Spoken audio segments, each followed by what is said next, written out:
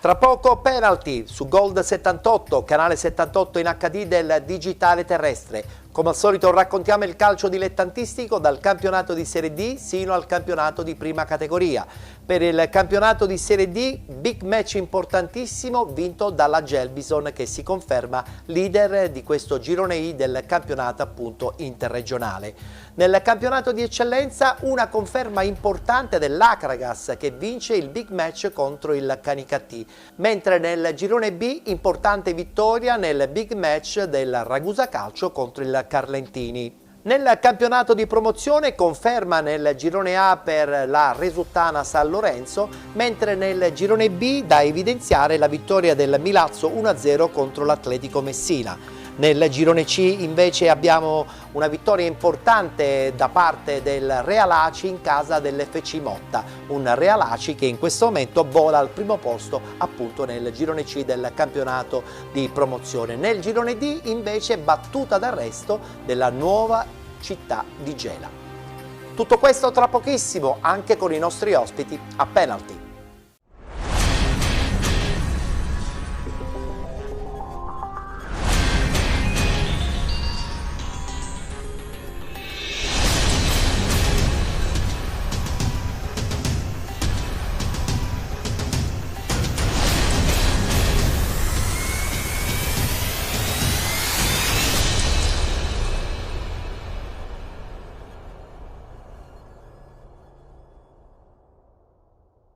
Siete con Penalty, tutto il calcio di cui il calcio vero non parla mai. Come al solito parliamo di calcio dilettantistico siciliano, dal campionato di Serie D sino al campionato di prima categoria, e da quest'anno, come tutti ben sanno, abbiamo anche inserito il calcio femminile, ma che questa settimana si è fermato, ritornerà in campo tra 7 giorni.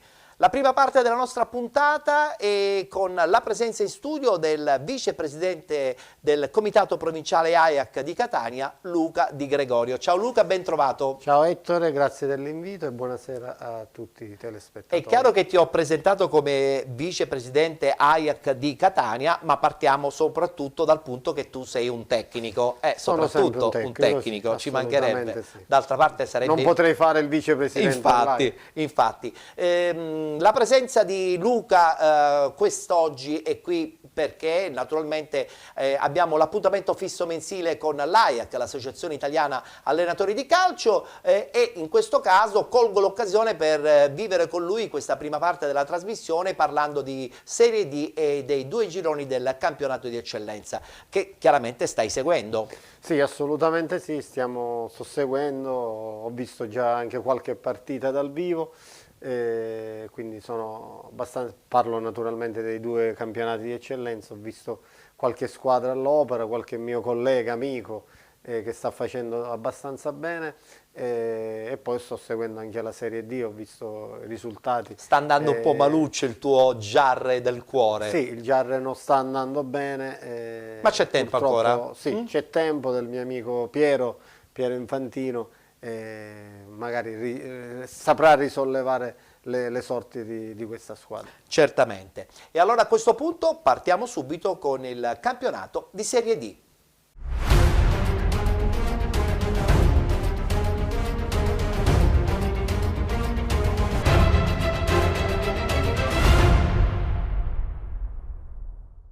Si è giocata la 12ª giornata, guardiamo subito i risultati. Cittanova batte Biancavilla 1-0, Castrovilla ribatte Trapani 1-0, FC Lamezia batte Real Aversa 1925 1-0, Santa Maria Cilento vincente a Messina per 1-0, vittoria della Gelbison 2-1 contro la Cavese 1919, Giarre 1946 rende calcio 1-1, Licata batte Città di Aciriale 3-1, Paternò batte Portici 1906 1-0, San Luca batte Città di Sant'Agata 2-1 ed infine pareggio tra Troina e San Cataldese 0-0.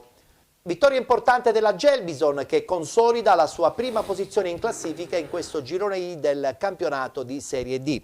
Infatti la troviamo in testa con 32 punti, 28 per l'FC Lamezia, con 24 la Cavese 1919, 23 punti per Città di Aciriale e Santa Maria Cilento, 22 il Paternò, 21 il Cittanova con il Real Aversa 1925, Licata 19, Città di Sant'Agata 17, 16 punti per il San Luca, 14 per Trapani e Portici 1906, 12 punti per il Rendecalcio, 10 per il Castrovillari.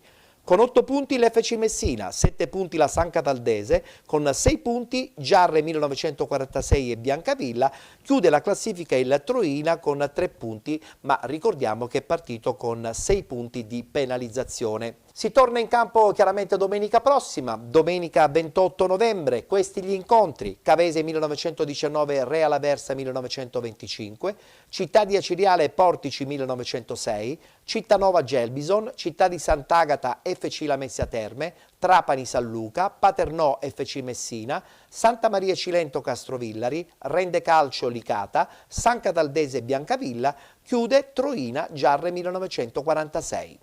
Ed iniziamo a parlare subito di questa sconfitta interna del Biancavilla che in queste ultime settimane, tra l'altro anche con il ritorno di Pidatella, insomma, si sperava che le cose potessero andare un po' meglio e invece sembrerebbe un copione già visto. Ma no, è stata comunque una battuta d'arresto con Pidatella. Comunque si erano fatti dei risultati importanti a Trapani. Scorsa stagione anche. A parte la scorsa stagione, parlando di questa, c'è comunque da lottare, da sudare. Veniva da mi pare un pareggio a Trapani e un pareggio pesantissimo, un pareggio certo, col Paternò in casa nel recupero, quindi la squadra c'è, la squadra sicuramente è tonica e sarà sicuramente pronta per le prossime partite. Anche perché, diciamolo pure, Pidatella ha una caratteristica, la determinazione quando i suoi ragazzi scendono in campo. Ma sicuramente sì, Orazio io l'ho avuto sia come allenatore che compagno di squadra, quella la sua caratteristica, la sua forza che dà alle squadre che allena. Sicuramente quest'anno è un campionato molto più difficile, equilibrato, sotto. Ecco, stanno tutte lottando per non retrocedere. Anche il Troina stesso, che lo davano per spacciato, è lì ha recuperato 6 punti, ne avrebbe 9 in questo 6 punti e sono tantissimi. Avrebbe 9 punti, quindi sta camminando bene, sta marciando, quindi sarà un campionato avvincente fino all'ultimo. Ma Orazio ha le capacità per risollevare sicuramente il Biancavilla. Guardiamoci subito gli highlights, la vittoria del Cittanova 1-0 proprio a Biancavilla.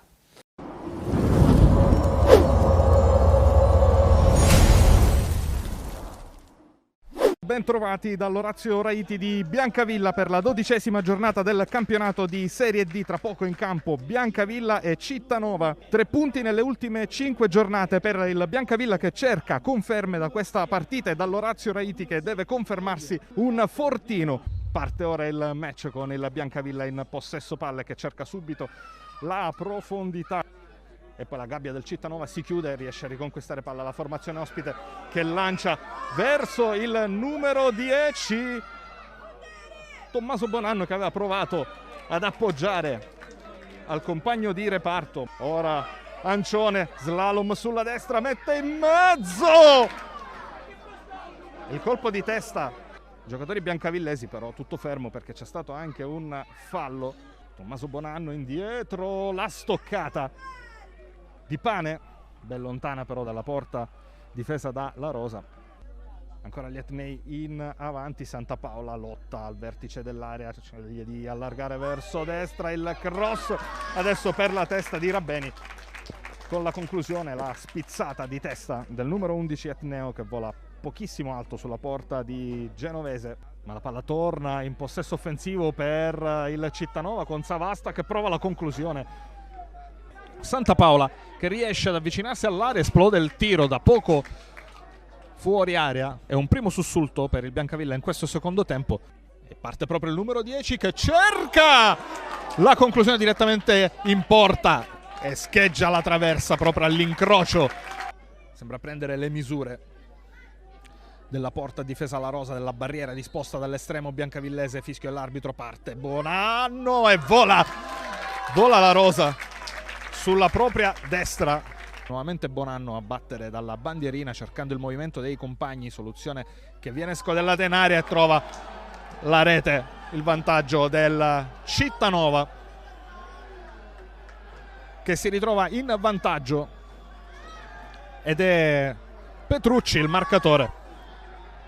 Petrucci che era stato una costante spina nel fianco nel corso soprattutto del primo tempo per il Biancavilla.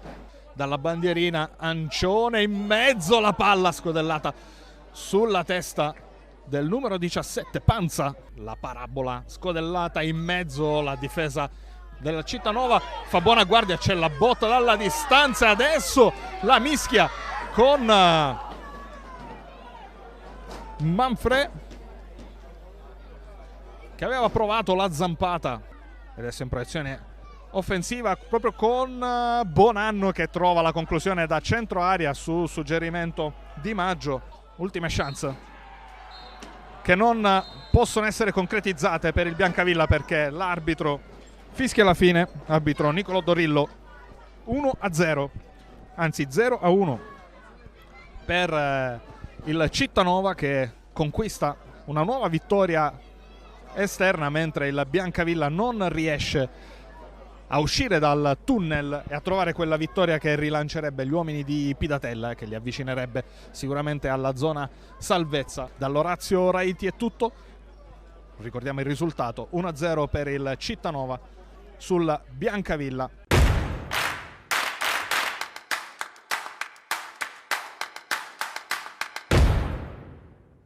Abbiamo prodotto abbastanza, non siamo stati né lucidi né cattivi in alcuni momenti. Stiamo avendo nel secondo tempo dove si annusava di poter fare qualcosina in più, ci siamo riusciti, poi quel gol insomma ci ha tagliato un po' le gambe. Davanti alla sconfitta so che abbiamo perso perché abbiamo demeritato. Quindi non è che abbiamo perso perché sono usciti i vari Viglianisi, i vari Palmisano, i vari Rabbeni, quindi sapevamo che non era semplice fin dall'inizio, quindi è chiaro che bisogna ripartire con voglia, con ferocia, come abbiamo dimostrato in alcuni momenti della gara, solo che per vincere le partite, come diceva un vecchio amico mio, ci vuole il veleno, quindi a noi è mancato il veleno e quindi abbiamo perso. Come sapevamo già alla vigilia, appunto sapevamo che avremmo avuto comunque la vita non semplice oggi, no? Perché comunque di fronte avevamo una squadra che nell'organico ha ottima individualità, è allenata bene ed era in cerca di punti, quindi sapevamo che non sarebbe stato facile assolutamente. L'andamento della partita è stato un po' a fasi alterne, perché comunque il primo tempo a mio avviso noi non abbiamo fatto la solita partita, ma merito anche degli avversari che sono stati sempre lì sul pezzo, sono stati cattivi agonisticamente parlo, e quindi anche per meriti degli avversari non siamo riusciti ad essere il Cittanova che siamo abituati a vedere. Però nonostante tutto abbiamo avuto la forza e la determinazione nel secondo tempo di sbloccare la partita e poi di condurla fino alla fine.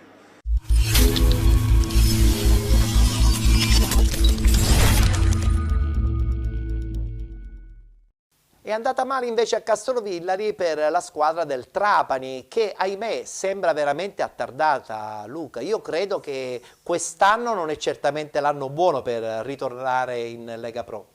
Ecco, credo di no. Ecco, già siamo quasi al giro di boa, quasi al dicembre, il girone di andata, quindi fine di girone di andata, I punti ed è sono molto tantissimi. lontano, quindi all'inizio sembrava una delle favorite, già ha cambiato l'allenatore. Io credo che per quest'anno, non per la sconfitta di oggi. Ma pensi che abbia inciso il fatto che magari sono partiti un po' in ritardo, c'era questa incertezza se chiamarsi ancora Dattilo, se ritornare invece a vestire Sì, il può essere. nome pesante di Trapani? Sì, anche questo può incidere relativamente, però anche quando fai poi la squadra, la metti, l'assembly, giusto. aveva comunque un'ottima squadra, un ottimo allenatore.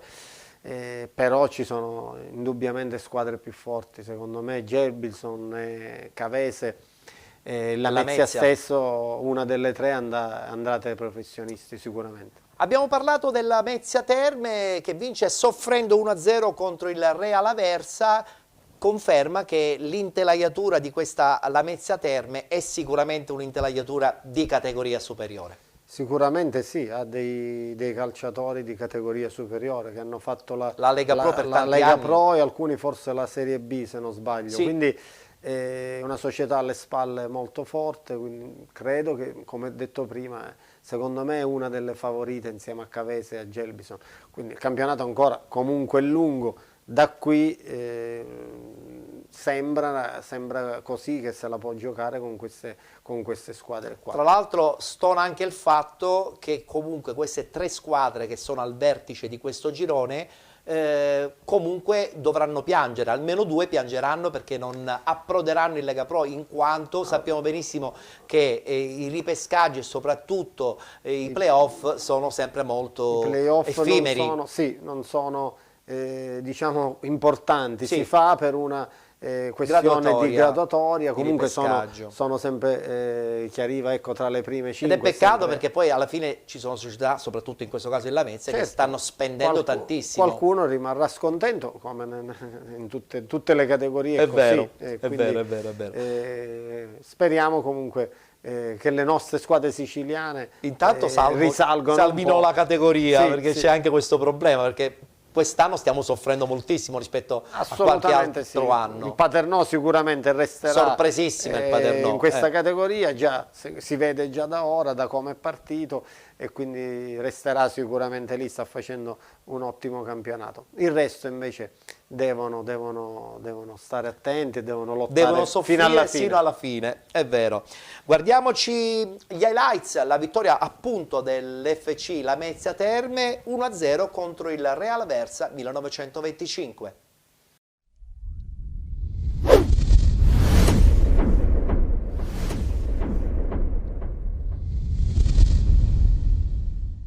Tutti insieme vinciamo, forza Lamezia. Queste le prime parole del nuovo centroavanti lametino Raul Rusescu, presentato agli oltre 2000 spettatori del Dippolito in un tripudio di cuori giallo-blu. Come anticipato da mister Tony Lio nella conferenza stampa pre-gara, la partita fra Lamezia Terme e Real Aversa si è rivelata sin da subito una sfida equilibrata e combattuta. Nelle fila lametine si segnala la buona prestazione di Francesco Umba, che il fantasista lametino si è reso pericoloso con buoni assist e altrettante conclusioni a rete. L'occasione più ghiotta per il Lamezia Terme però è al 22esimo del primo tempo, quando Miceli col suo colpo di testa va vicinissimo al gol su una splendida punizione disegnata da Ciccio Corapi. 2 minuti dopo ci prova Ciccio Umbaca con una conclusione al volo dal limite dell'area che non c'entra però la porta. Sempre il fantasista lametino a rendersi pericoloso come in questa occasione al 34esimo, quando la sua conclusione con il mancino però finisce al lato. Al minuto 13 della ripresa avviene però l'episodio che cambia le sorti dell'incontro. Il cross di Tringali per Abercon al centro dell'area di rigore. Il centravanti lametino viene colpito da Russo, che nell'occasione è anche ammonito. L'arbitro non ha dubbi, è calcio di rigore. Si incaricherà della battuta il giocatore più esperto della formazione lametina, ovvero il numero 4, Francesco Corapi. La conclusione di Ciccio Corapi che spiazza il portiere e porta in vantaggio la formazione di Tony Lio. L'esultanza di Francesco Corapi con il pallone sotto la maglia, un omaggio alla compagna in dolce attesa. Ecco la conclusione del centrocampista giallo-blu. I ragazzi di Tony Lio vanno vicino al raddoppio. Al 23esimo del secondo tempo il cross di Francesco Umbac e lo stacco imperioso di Maritato, che però non c'entra lo specchio della porta. E ancora Umbac al 35esimo a mettere dentro questa splendida palla per la corrente da Dalt, che non riesce però a realizzare questo rigore in movimento. La formazione campana prova di raggiungere il pareggio con alcune conclusioni dalla distanza che Lai però controlla senza problemi. Al 92esimo occasione anche per Ndiaye, che conquista palla al limite dell'area, ci prova col destro, ma la sua mira è da rivedere. Dopo 7 minuti di recupero arriva il triplice fischio finale. Il Lamezia Terme conquista la 5ª vittoria consecutiva, battendo al Guido Dippolito il Real Aversa per 1-0 con la rete di Ciccio Corapi. Esulta sotto i propri ultras la formazione giallo-blu e un abbraccio anche alla tribuna che ricambia con un grande applauso. No, il nervosismo è dovuto sicuramente da un risultato bugiardo, da un rigore inesistente secondo il mio parere, anche se non vado mai a valutare l'operato della terna arbitrale, e quindi i ragazzi meritavano sicuramente di più oggi in mezzo al campo perché l'hanno dimostrato. Sono contento soprattutto per la vittoria, perché è arrivata dopo una partita non bellissima fatta da parte nostra, anche merito agli avversari, però questa è una vittoria importantissima che dà morale e continuiamo a fare incamerare 3 punti che sono importantissimi per la classifica.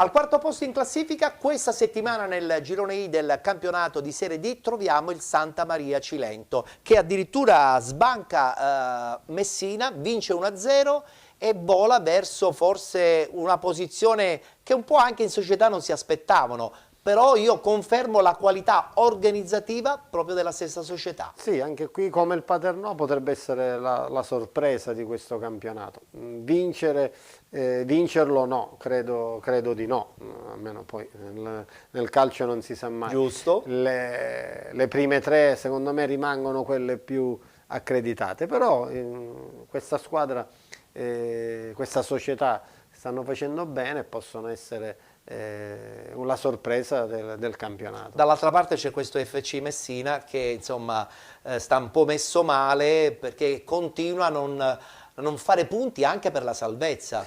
Eh sì, è un po' attardato, si deve guardare ora dietro e quindi non riesce a decollare.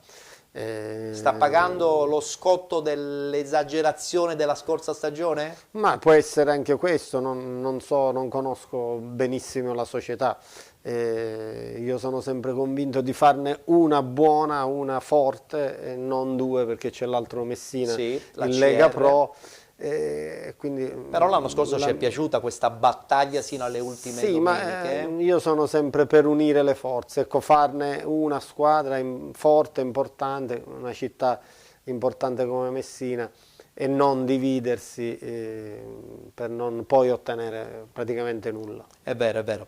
Guardiamoci gli highlights, la vittoria appunto del Santa Maria Cilento 1-0 contro l'FC Messina.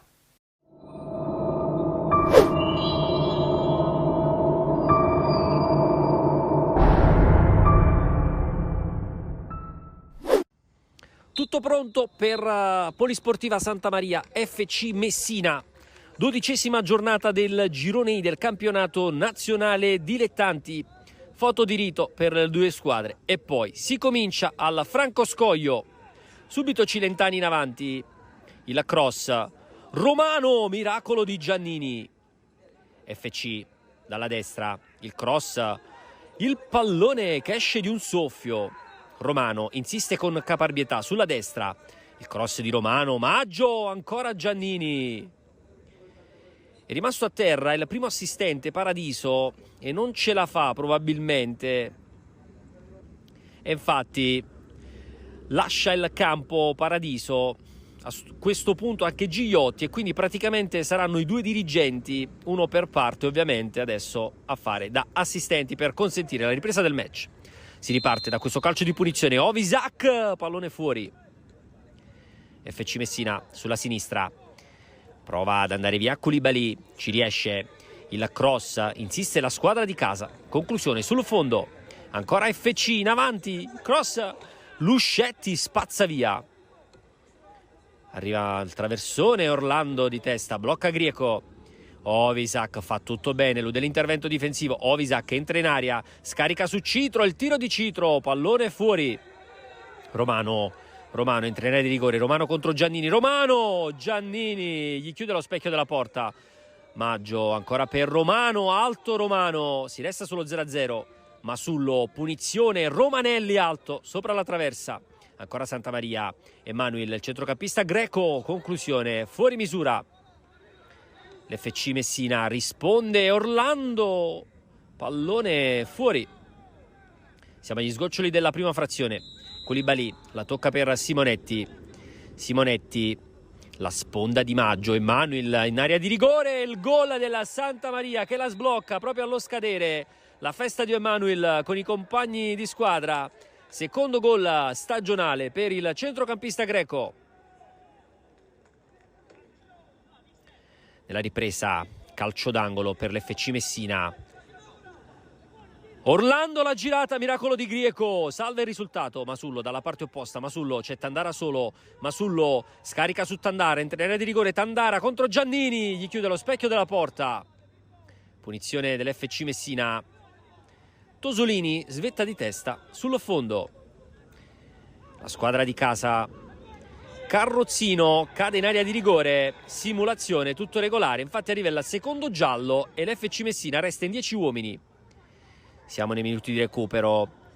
Fioravanti, il neoentrato si gira, pallone fuori, brivido. Ultima opportunità per l'FC Messina. La blocca Grieco.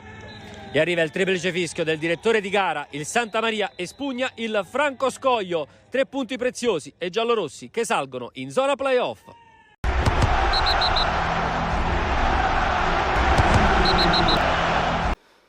Non ricordo quante palle gol abbiamo fatto, soprattutto nel primo tempo. Poi è normale che negli ultimi 5 minuti ci sta di soffrire un pochino, però abbiamo fatto un ulteriore passo avanti e soprattutto ci inorgoglisce questa vittoria, perché venire a Messina e portare a casa 3 punti, una società come la nostra che sta crescendo passo dopo passo. Perché per la legge dei grandi numeri, se vuoi ambire a qualcosa di più importante, conta pure l'aspetto gol subiti. Noi purtroppo fino adesso avevamo quasi sempre subito gol, è una squadra che vuole far bene, deve curare tutti gli aspetti, anche perché poi alla fine del campionato i numeri parlano chiaro e questo aspetto va curato nei particolari. Per me, se non ero io che ho segnato, non è troppo importante, più importante è che abbiamo preso i 3 punti, è questo. Lavoriamo bene durante la settimana. Ogni giorno possiamo vedere che miglioriamo, come si dice.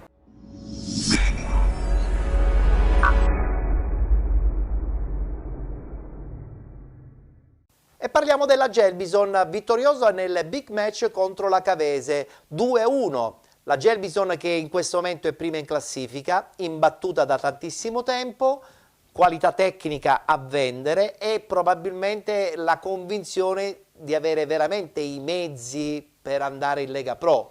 Poi se si ci arriva in Lega Pro con un problema di organico, quello magari sarà affrontato in un secondo momento. Sicuramente, come hai detto tu, ha messo i mezzi tecnici, i mezzi economici per fare il salto di categoria. Praticamente ha una squadra di Lega Pro ora, perché 6-7 giocatori hanno fatto quella categoria, altri invece hanno fatto la Serie D, sono quindi esperienti.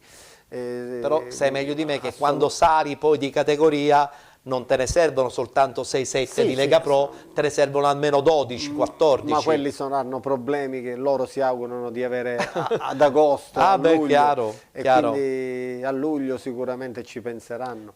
Però ecco, intanto stanno lottando bene, oggi hanno vinto uno scontro diretto con una squadra importante. Una squadra pesante. Anch'essa accreditata per salire di categoria, quindi stanno facendo un gran campionato. Pensi che sarà uno scontro a 3 con dentro anche la Mezza Terme? Sì, l'ho detto prima, sono convinto di sì. Da qui uscirà secondo me quella che andrà in Lega Pro. Quindi pochissime possibilità anche per il Città di Aciriale, anche se oggi ha perso a Licata. Anche lì, ecco, non sono continue come queste 3, diciamo, comunque la Gelbison e la Mezia, che stanno andando, sono continue di risultati. Oggi la Cireale ha fatto un passo falso, ha pareggiato il recupero col Trapani, quindi sicuramente potrà ambire tra le prime 5 sicuramente, però per vincere il campionato sono convinto che uscirà da quelle 3 che ti ho detto poc'anzi. Benissimo, allora a questo punto guardiamoci con molta attenzione questa vittoria della Gelbison 2-1 contro la Cavese 1919.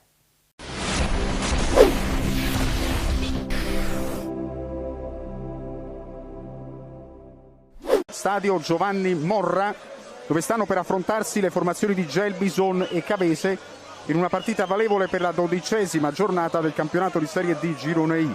Dirige la partita l'arbitro Migliorini di Verona, i suoi assistenti sono Abbinante di Bari e Fedele di Lecce. Tutto è pronto per il fischio d'avvio che sarà battuto dalla Cavese in maglia bianca, invece in maglia rosso-blu il Gelbison, metelliani schierati nella metà campo di sinistra rispetto alla nostra postazione microfonica. Punizione che viene battuta dalla destra. Ecco il traversone, palla colpita di testa e finisce sul fondo. Oggiano va via Fissore, parte il Gelbison, si sovrappone Fois, Oggiano, palla sul sinistro, Oggiano tira fuori. Romizzi, lancio con il sinistro, va a respingere la gamba, Romizzi ha la difficoltà a tirare, il passaggio per Diaz, tira Diaz, la grande parata di D'Agostino. Adesso dalla bandierina batte D'Amore, il cross con palla colpita di testa ancora da Diaz.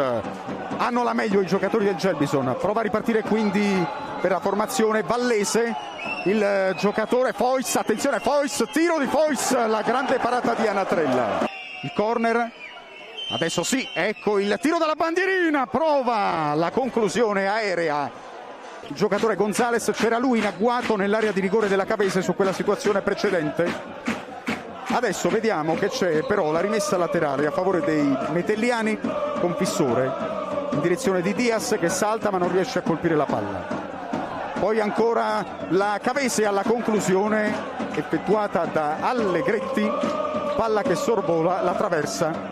Tiro dalla bandierina numero 3 per la formazione cilentana. Ecco che si prepara Oggiano, schema per Uliano, parte il lancio di Uliano per la conclusione, il gol di Gagliardi. Ha segnato il Gelbison con Gagliardi al minuto numero 27. Fissore, parte il cross di Fissore, l'ottimo anticipo di La Gamba, poi il tiro violentissimo di Corigliano che ha sfiorato il pareggio per la Cavese.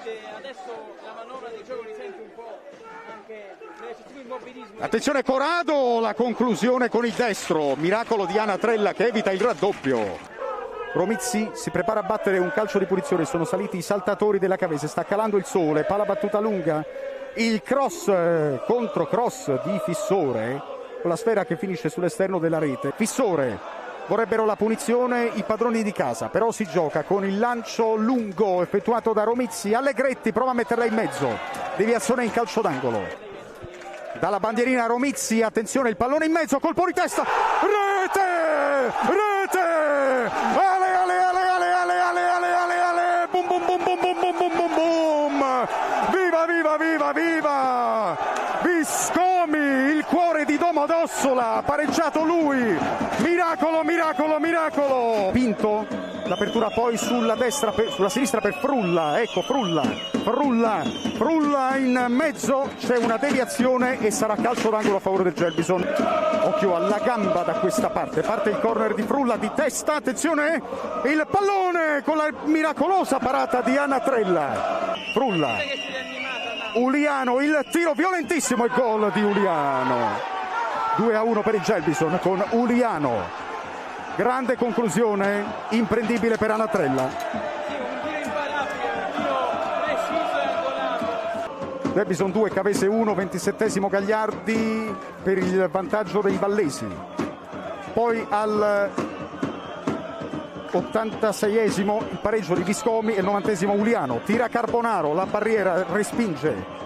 Arriva poi per il lancio in avanti Allegretti, finisce a terra e prova, dopo aver provato la conclusione, è l'ultima possibilità per la Cavese, un lancio ribattuto. Fissore, Viscomi, è scaduto il 6° minuto di recupero. Viscomi, non buttiamo il pallone nella mischia, adesso ci prova Corigliano, in avanti, colpo di testa, la parata miracolosa da parte di D'Agostino su Zielski, si continua ancora con Cazzeris, Zielski, ma riesce ad allontanare poi Uliano. Ancora l'ultima possibilità però per Carbonaro, tenta il pallone in mezzo, non è finita, Cazzeris, se la cavano i vallesi che scaraventano il pallone lontano. Anatrella, l'arbitro sta osservando, fa ancora giocare, ha sfiorato il pareggio Zielski per la Cavese di testa, Viscomi in profondità, il portiere salta, respinge con il pugno, giù, l'arbitro osserva e nonostante l'intervento su Caceris fa proseguire. È finita, la Cavesi ha perso per 2-1 con il Gelbison. Gagliardi al 27esimo minuto, Viscomi per il pareggio della Cavesi all'85esimo e poi al 90esimo Uliano.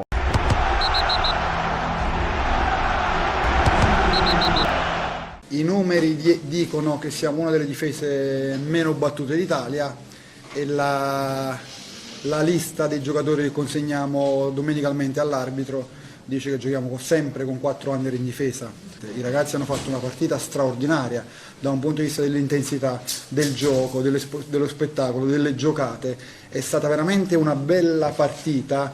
Chiaramente per avere bellissime partite servono 2 squadre forti e oggi lo dobbiamo dire, abbiamo incontrato una squadra molto molto forte con una cornice di pubblico bellissima e probabilmente sarebbe potuta essere anche una partita di categoria superiore quella vista oggi in campo. La sensazione della beffa, davvero la sensazione della beffa, perché non sarebbe stato giusto per quello che avevano fatto i ragazzi. È per quello che dico che io devo tantissimo a questi ragazzi, perché poi dal gol in poi l'allenatore non c'entra niente, cioè la forza di rialzarsi è tutta loro.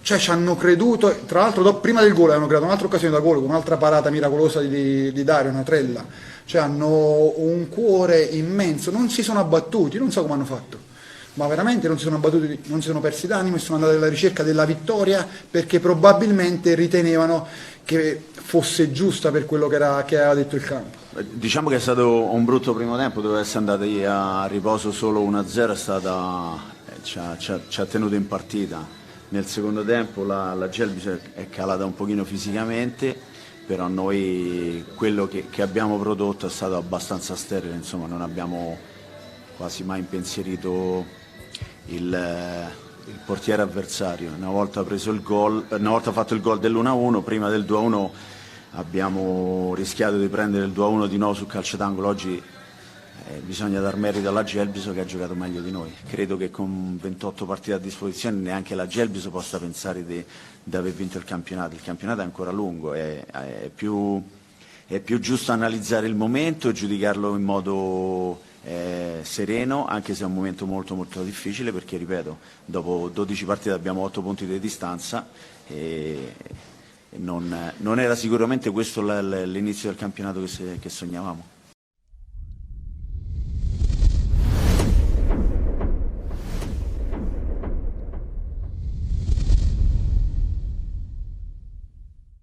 Caro Luca, adesso parliamo del tuo Giarre, ex calciatore del Giarre, apparizione brevissima anche come allenatore, ma un po' il tuo cuore, diciamo pure, è sempre giarrese. Assolutamente, non si possono dimenticare 5 stagioni. A grandi livelli, tra l'altro. A grandi livelli, con una grande società, con delle persone che ancora sento, che ancora porto tra i miei ricordi, quindi parliamo di oltre 20 anni fa, 25 anni fa quasi, quindi sono stato benissimo, ho fatto un'ottantina di gol credo in quasi 5 stagioni, quindi sono stato bene. Ora è tutta un'altra società, pagina, quindi però i colori rimangono sempre nel cuore, assolutamente. Certo. Un Giarre che comunque è partito molto ad handicap quest'anno. Non lo so come è stata costruita la squadra, magari con la squadra che aveva vinto il campionato aggiungere 2 o 3 puntelli giusti, magari forse sarebbe, però non possiamo dirlo, certo. Cioè ora non possiamo dire con i se e con i ma, non possiamo dirlo. La squadra è un po' cambiata, quasi tutta cambiata, ci sono giocatori importanti, giocatori di categoria che hanno fatto bene in questa categoria, sia in attacco che in difesa, ecco. Quindi sarà stata capitano giornate. Però è anche vero che la partita di domenica storte. contro il Rende si doveva vincere. Stavo dicendo, perché ci è sono uno scontro annate, diretto anche per la salvezza. ci sono annate che non ti riesce nulla, ci sono annate che non va come deve andare, ecco. Ha pagato Gaspare Cacciola, che è stato lui l'artefice della vittoria del campionato, e quindi dopo che non riusciva a vincere le prime giornate.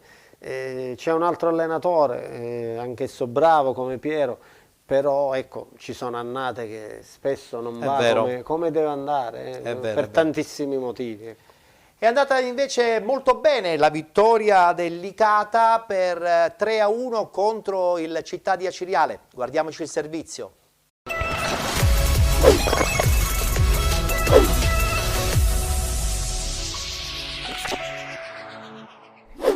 Stadio Dino Liotta di Licata, 12ª curva del campionato di Serie D per il girone I. La Cireale di Mister De Sanzo, reduce dalla vittoria rotonda per 4-2 contro il San Luca nell'ultimo turno, rende visita al Licata di Mister Pippetto Romano, che ha siglato la prima vittoria esterna al Monreale Proto di Cittanova nell'ultima uscita. Si dirige l'incontro il signor Luca Capriolo della sezione di Bari, coadiuvato da Mattia Roperta di Lamezia Terme e Leonardo Mallimaci di Reggio Calabria. Licata che proverà a far valere il fattore casa. Sono state sin qui 4 vittorie e un pareggio tra le mura amiche. Passiamo dunque al film di questa sfida, che si apre con l'immediato vantaggio Acese. Dopo 5 giri di orologio il tracciante profondo in becca Savonarola, stop di destro e tocco di testa a scavalcare Moschella. 0-1 Acireale, segna sempre Capitan Savonarola. Al quarto d'ora risposta licatese, inizia lo show di Samachei, lob per poco non diventa un assist per Minacori. 5 minuti più tardi lo stesso Minacori scarica per Candiano, che spalanca l'orizzonte a Samachei, attacca la profondità in mezzo a 3 maglie. Acesi, miracolo di D'Alterio in uscita. Al 25esimo ci prova Candiano con la specialità della casa, il tiro a giro sul piazzato non inquadra però lo specchio della porta. Alla mezz'ora ancora Licata che preme in avanti, il cross di Cappello allontanato dalla retroguardia Acesi, sul quale si avventa Mazzamuto. Tiro di rara potenza che chiama al miracolo D'Alterio, ancora chiamato agli straordinari sul tentativo sul finire di frazione, ravvicinato di Samachei. Il tuffo plastico del portiere Acese alla propria destra, termina così la prima frazione di gioco Aciriale, che chiude in vantaggio grazie alla marcatura di Capitan Savonarola. Licata comunque arrembante. Passiamo allora con le nostre immagini al film della ripresa, che si apre con l'immediato pareggio licatese. Dopo 4 minuti dal rientro in campo le due formazioni, Caccetta si divora Cristiani, serve Minacori, eccolo qua, il nuovo capocannoniere del girone I di Serie D, 7ª rete in campionato per Calogero Minacori, classe 2000. Non è sazio il Licata, che lamenta anche un possibile calcio di rigore per questo intervento scomposto di Cristiani ai danni di Minacori, non accordato al direttore di gara Capriolo. Al 65esimo assist delizioso di Candiano, che lancia in profondità uno scatenato Samachei, rientra sul destro Samachei, il miracolo ancora una volta di D'Alterio. La risposta è la Cireale al 69esimo con Russo che chiama agli straordinari. Moschella risponde presente, minuto 79, cross velenosissimo alla sinistra di Candiano, che si deposita in porta dopo un tocco da parte di un giocatore acese. La ribaltata in Licata, che all'85esimo ancora con Candiano spalanca l'orizzonte a Samachei, ci mette la puntina Samachei. 3-1 dei gialloblu e tripudio al Dino Liotta, prova maiuscola dei gialloblu che così in rimonta portano a casa i 3 punti e salgono a quota 19 in classifica. Quarta vittoria in 6 partite tra le mura amiche, ed un morale a 1000 in vista della prossima trasferta al Marco Lorenzoni ti rende un saluto amici appassionati. Appuntamento come al solito alla prossima.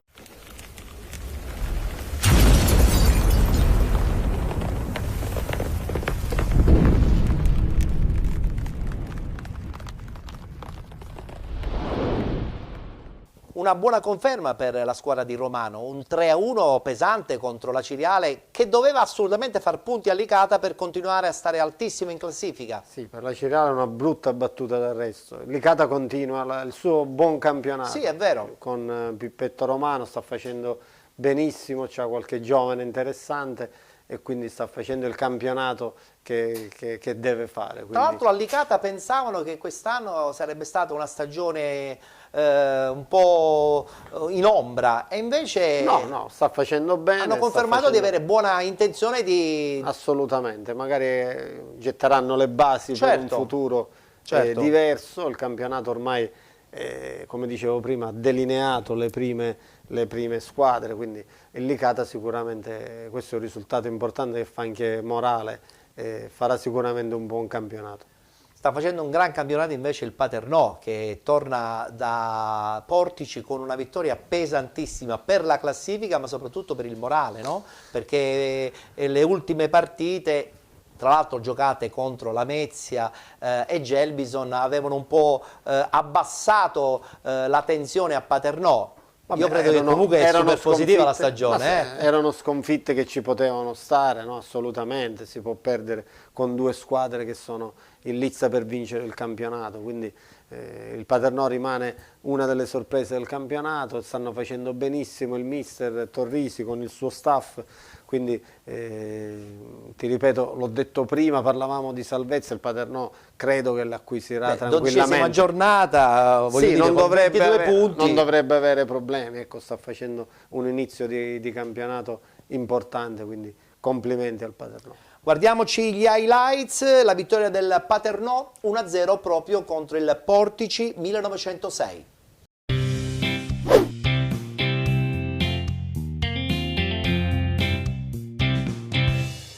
Castagna, parte lui, il suo cross tagliato e c'è la deviazione, c'è una mischia clamorosa in aria, poi Carrotta prova con il tentativo, clamoroso. Castagna prova Romano, il colpo di testa e c'è l'ottima parata. Sono in tre sul pallone, parte però Basualdo con il destro, palla che termina di gran lunga al di là. Attenzione.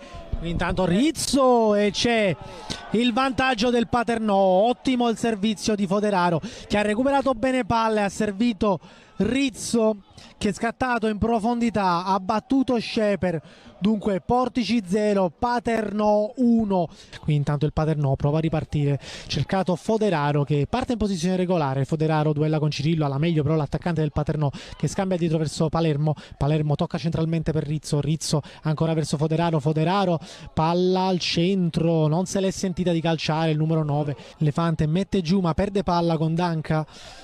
Romano però recupera ancora il pallone, Romano tocca per Manfrelotti, fermato ancora una volta Marino, intanto entra in area Marino cross con il sinistro, Marino prova la deviazione intanto e c'è il clamoroso salvataggio, Carrotta prova il destro, traversa, clamorosa, poi Levante svirgola clamorosamente, qui intanto ancora Rizzo che prova a spizzare verso Foderaro, ci arriva l'attaccante del Paternò, Foderaro, e arriva il 2-0 ma c'è la segnalazione di fuorigioco, Rizzo alza la testa col sinistro, prova a servire dentro Foderaro davanti a Scheper, Foderaro clamorosa, anche qui l'occasione divorata dal numero 9, cross con il sinistro a cercare Pisani la torre, Manfrelotti, parte Lefante, clamorosa la parata di Latella, Portici 0, Paternò 1.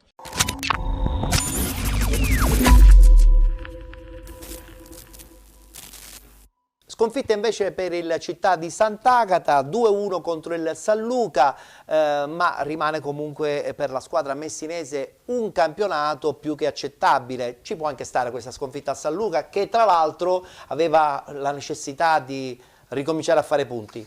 Sì, il San Luca veniva dal cambio del tecnico, quindi campo difficile. Sant'Agata comunque farà, penso, un campionato sempre come l'anno scorso, ha salvato la categoria. Beh, Giampaolo dice sempre, per noi l'obiettivo è la salvezza. Assolutamente, credo che lo raggiungerà per l'organico che ha, per la società che ha, quindi ci può stare una battuta d'arresto in un campo ostico come quello calabrese. Guardiamoci gli highlights, San Luca batte Città di Sant'Agata 2-1.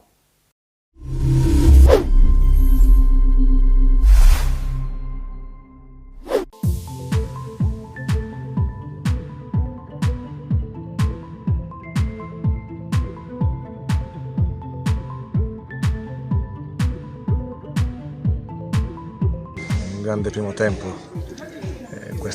c'era questa metà campo che si poteva attaccare meglio perché l'altra era più fangosa, però come era per noi era anche per loro.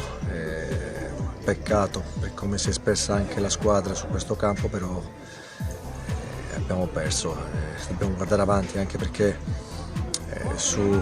abbiamo 7 punti di vantaggio, abbiamo perso 2 punti oggi su la zona a rischio, però questa squadra ha fatto sugli scontri diretti, ha fatto 5 vittorie, 2 pareggi e questa è la seconda sconfitta, perché io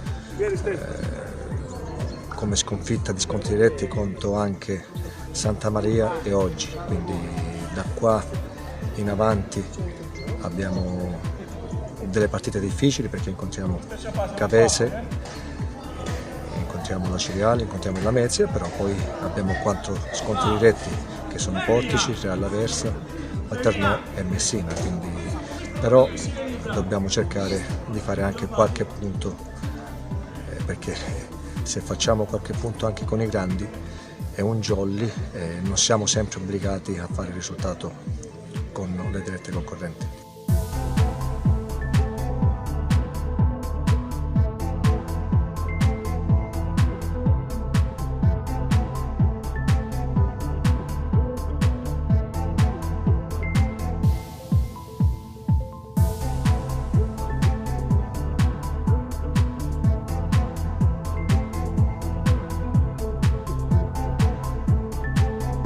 Non sempre il campo ti permetteva questo, però quando l'abbiamo fatto i ragazzi hanno fatto bene. Come mentalità può sembrare strano, mi sono piaciuti perché dopo la partita di domenica ci poteva essere un rischio che si rilassavano, invece sono venuti qua, hanno perso la partita, però hanno battagliato dal primo al 95esimo e quindi sotto il profilo di testa siamo stati veramente bravi, perché vuol dire che è una squadra che non si accontenta e sa che dobbiamo fare punti.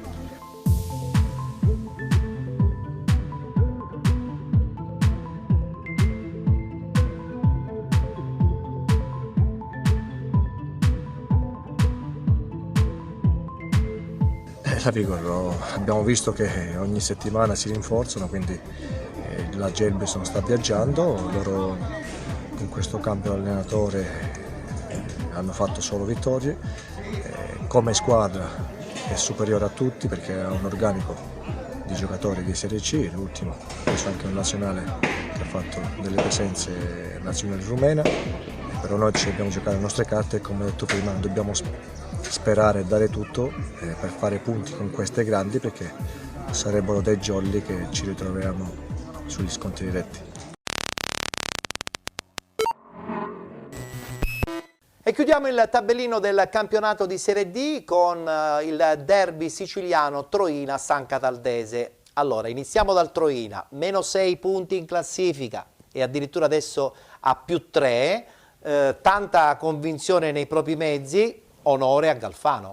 Ci credono, stanno facendo risultati, un punto può stare bene, credo. Sta bene anche a Campanella, un punto a Troina? Penso di sì, muove la classifica, continua la risalita, diciamo così, piccola di un punto, quindi è un pareggio che può star bene a tutte e due. Parlavi del Troina, sta continuando a crederci e secondo me se continua così ce la potrebbe anche fare. E la San Cataldese di Giovanni stessa Campanella? Identica cosa, sono lì, tutti lì, non c'è una squadra, ecco, diciamo Materasso che è già ammollato. Sì. Se la giocherà con le altre squadre, ecco, insieme al Biancavilla, insieme al Giarre, insieme al Rennes. Sino alle ultime domeniche sicuramente sarà equilibrato fino alla fine, poi il mercato di dicembre potrebbe cambiare qualcosa. Ognuno si rafforzerà come crede e per le possibilità che ha. Abbiamo dunque concluso il campionato di Serie D, veloce l'ultima battuta, un gioco a 3 per la zona di testa, buona parte delle siciliane per salvarsi. Purtroppo sì. Almeno per quest'anno. Lo confermo, secondo me sì, tranne il Paternò il resto devono guardarsi dietro. Bene, ci fermiamo, c'è la pubblicità, tra poco rientriamo in studio e parleremo dei 2 gironi del campionato di eccellenza.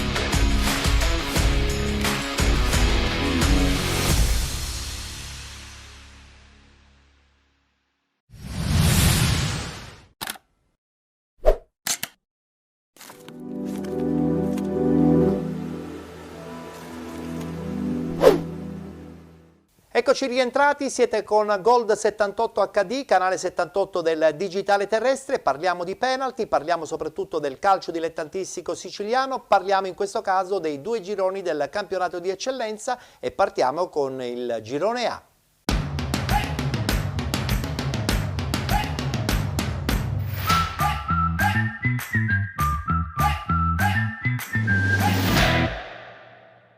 Si è giocata l'11ª giornata, guardiamo subito il tabellino dei risultati. Parmonval batte Mazzarese.2 2-1, Akragas 2018 batte Canicattì 2-0, pareggio tra Dolce Onorio Marsala Monreale 1-1, Don Carlo Misilmeri batte Enna Calcio 2-1, Nisse FC batte Castellammare 1-0, pareggio tra Unitas Sciacca e Cus Palermo 1-1, Profavara batte Mazzara Calcio 2-0 ed infine Oratorio San Ciro e San Giorgio batte Casteltermini 2-1. Con questa vittoria la Nissa raggiunge la prima posizione e questa volta anche in compagnia dell'Akragas che vince il big match contro il Canicattì. Guardiamo la classifica. In testa appunto la Nissa, l'Akragas 2018 e il Canicattì con 23 punti. Con 20 punti Mazzarese.2, Don Carlo Misilmeri e Oratorio San Ciro e San Giorgio. Con 17 punti l'Unitas Sciacca.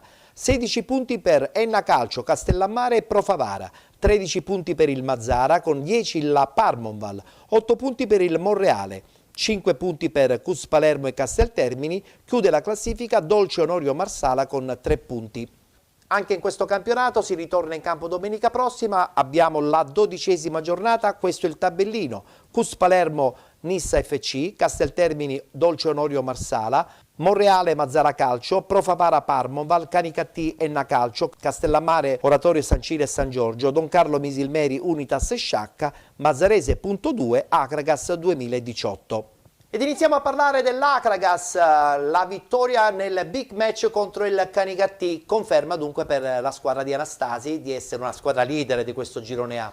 Assolutamente sì, conferma quello che era inizio campionato, no, d'estate, per quello che hanno speso, per il budget, per il blasone, e le prime 3 secondo me sono quelle più accreditate, la classifica si sta delineando col Misilmeri secondo me. Certo, anche con il Misilmeri che non scherza neanche, il Misilmeri, in fatto di spese. Infatti, oggi ha vinto in un campo difficile come Enna e metto anche l'Enna perché l'Enna deve recuperare 2 partite e quindi vincendole rientrerebbe nel giro delle prime posizioni. E sulla Nissa che hai da dirmi? La Nissa sta facendo un campionato importante, quando una squadra è in testa vuol dire che sta facendo bene, vuol dire che ha azzeccato le mosse giuste fino a questo momento.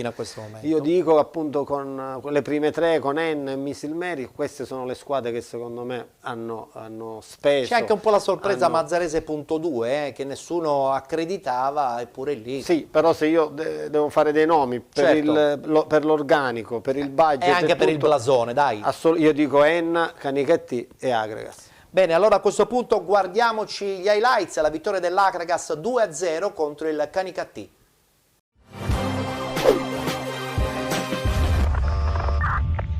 Si torna a respirare il clima delle grandi occasioni anche all'Esseneto di Agrigento, quando possiamo passare, grazie all'immagine a cura di Salvatore Giglia, al film di questa sfida. Batte il primo colpo l'Akragas all'8º con Prestia che raccoglie il pallone ai 18 metri, scaglia il mancino, colpisce la base del legno alla sinistra di Aruscia. Risposta del Catti al quarto d'ora sugli sviluppi di un calcio di punizione battuto corto, prova a liberarsi al tiro l'ex Giarre e Paternò, Santo Prividera senza sortire gli effetti sperati. Ancora un'occasione per il Catti al 17esimo, Iezzi a sprintare sull'out mancino, la posizione defilata, Compagno ci mette il piedone rispondendo presente. Minuto 26, calcio piazzato per l'Akragas, Prestia scalda i guantoni di Aruscia che in 2 tempi fa sua la sfera. Al 32esimo slide indoor di questa sfida, Raimondi alza un po' troppo il gomito e non lo fa al bar, lo fa bensì per sbracciare Lindholm, rosso diretto per lui commissionato dal fischietto di Cesena. Canicattì che dovrà proseguire la partita in 10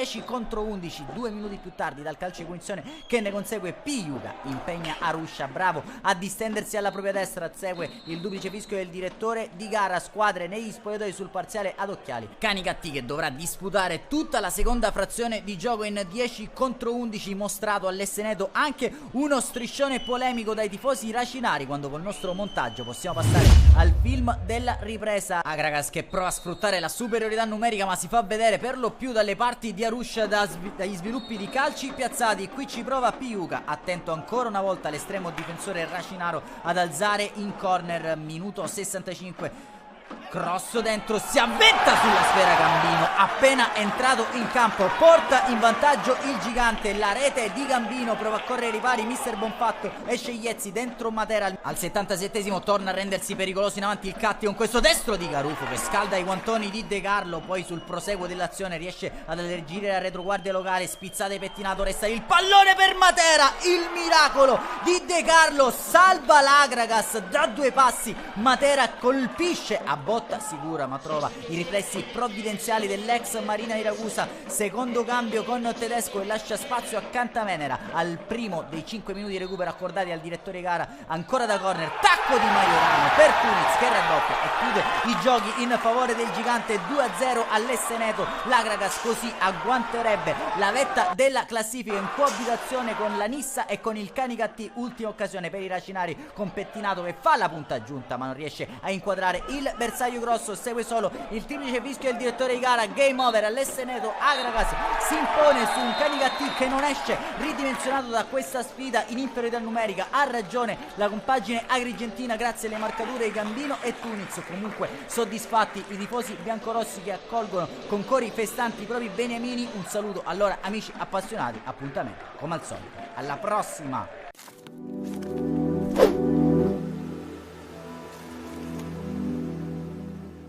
Dobbiamo recriminare che non siamo stati attenti nei 2 calci d'angoli che abbiamo preso gol. Non mi ricordo un tiro in porta dell'Agragas del mio portiere. La squadra che sinceramente ha tirato nell'1-0 siamo stati noi, potevamo andare in vantaggio dove il portiere loro ha fatto due miracoli. È stata una bella partita, c'è stato un grande pubblico, peccato che non portiamo niente a casa, però se questo è l'atteggiamento della mia squadra sono felice e contento, quindi dobbiamo ripartire da lì. Il campionato, ripeto, è difficilissimo, ci sono queste 5-6 squadre che sono veramente forti e non dobbiamo sottolineare anche quelle piccole, chiamiamole piccole, ripeto, è un girone tosto. Posso dire anche che nelle 2 partite precedenti abbiamo raccolto poco rispetto, parlo di quelle fuori casa, abbiamo raccolto poco rispetto a quello che avevamo prodotto, quindi sono soddisfatto per la partita in se stesso perché abbiamo incontrato innanzitutto una signora squadra, una squadra che mi ha fatto una gran bella impressione, una squadra solida e averla battuta secondo me dà molto morale. Sì, sicuramente per noi era fondamentale vincere, siccome eravamo indietro di 3 punti. Se siamo riusciti, una partita sofferta con vari episodi, combattuta, anche l'avversario molto tosto, però l'importante era appunto riuscire a portare 3 punti a casa.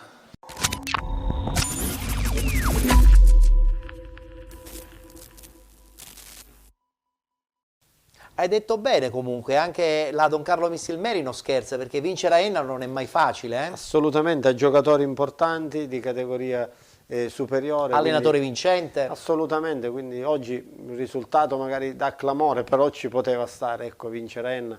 Cioè era un big match. Era un big match. Era una partita da tripla, hanno vinto i palermitani e quindi sono anche loro in lizza, ecco, con le squadre che ho detto prima. Hai parlato poc'anzi della Nissa che comunque ha deciso di non giocare più nel proprio campo perché il campo era in condizioni pietose, la Lega ha accordato la possibilità di giocare in un campo neutro, a conferma che se non ci sono le strutture però poi dopo c'è l'impegno da parte delle società.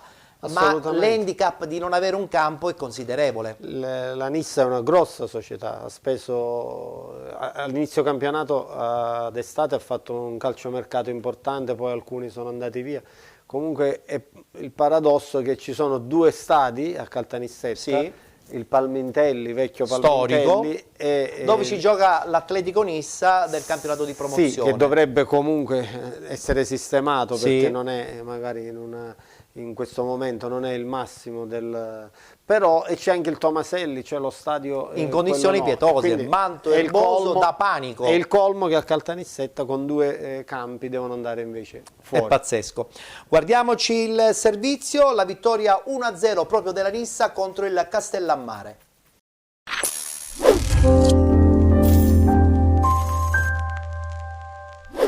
Stadio Alfonso Virgilio di Campofranco, 11ª curva, il campione di eccellenza siciliana per il girone A. La Nissa di mister Bognanni ospita il Castellammare, reduce alla sconfitta interna per 2-1 contro l'Unitas Sciacca. È stata una vittoria rotonda per 4-0 invece per la compagine nissena, che ha avuto la meglio sul campo del Casteltermini. Primo squillo dopo 4 giri di orologio con la palla in profondità di Ilario, che innesca la velocità di Seccan, arriva sul fondo, mette dentro un cross dove però non trova nessun compagno pronto a correggere in rete al 7º. La conclusione di Galeotto fa solo il solletico a Cheba.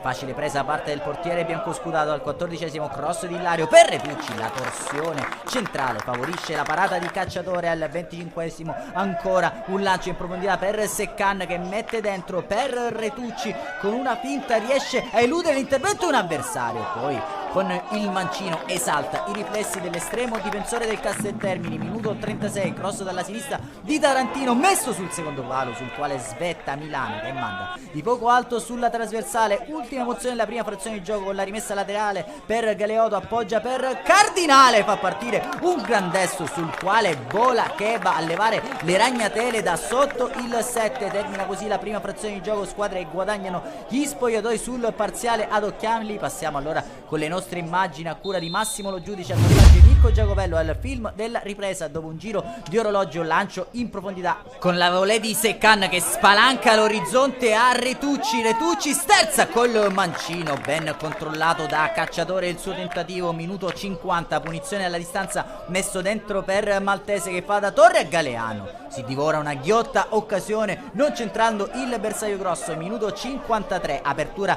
di Retucci per Ilario, mette dentro un rasoterra sul quale si avventa Seccan, si divora anch'esso il gol del vantaggio biancoscudato. Minuto 65, Seccan scappa via sull'out mancino, mette dentro per Mazzoni che stoppa, sterza Mazzoni, resta lì la sfera, allarga per Taormina che trova la deviazione del portiere in corner. 3 minuti più tardi, rimessa lunga di Cheba, spizzata dalla testa di Seccan, che mette Taormina tutto solo davanti a Cacciatore, ma si divora anche in questa occasione il gol del vantaggio. 70esimo, punizione messa dentro dagli ospiti, allontanata dalla retroguardia della Nissa sui piedi di Cardinale, che prova a caricare il destro a salve. Minuto 71, allora si mette in proprio Ilario, leva la sicura al destro e anche le ragnatele da sotto il 7.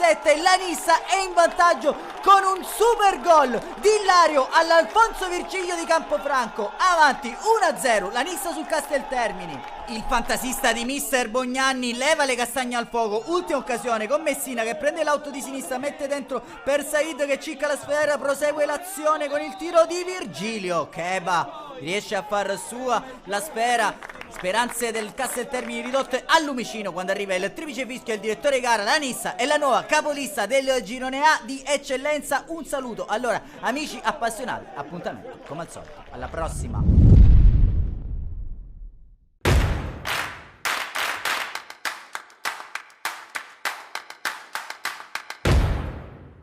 L'importante che era fare bene, siamo riusciti. Diciamo che la difesa parte dall'attacco, quindi la squadra ha tenuto bene tutto il campo, quindi abbiamo portato a casa i 3 punti. Questo è il più bello che ho realizzato veramente in carriera, penso che dopo quello contro la San Cataldese, contro l'Enna, questo era proprio di pura potenza, l'ho voluto. Siamo una famiglia, prima che compagni di squadra, siamo una famiglia e ci tengo a precisare che non moleremo di un centimetro. Siamo felici, noi giocatori, tutto lo staff, vedono l'ambiente bello, i tifosi, vabbè, non c'è niente da dire.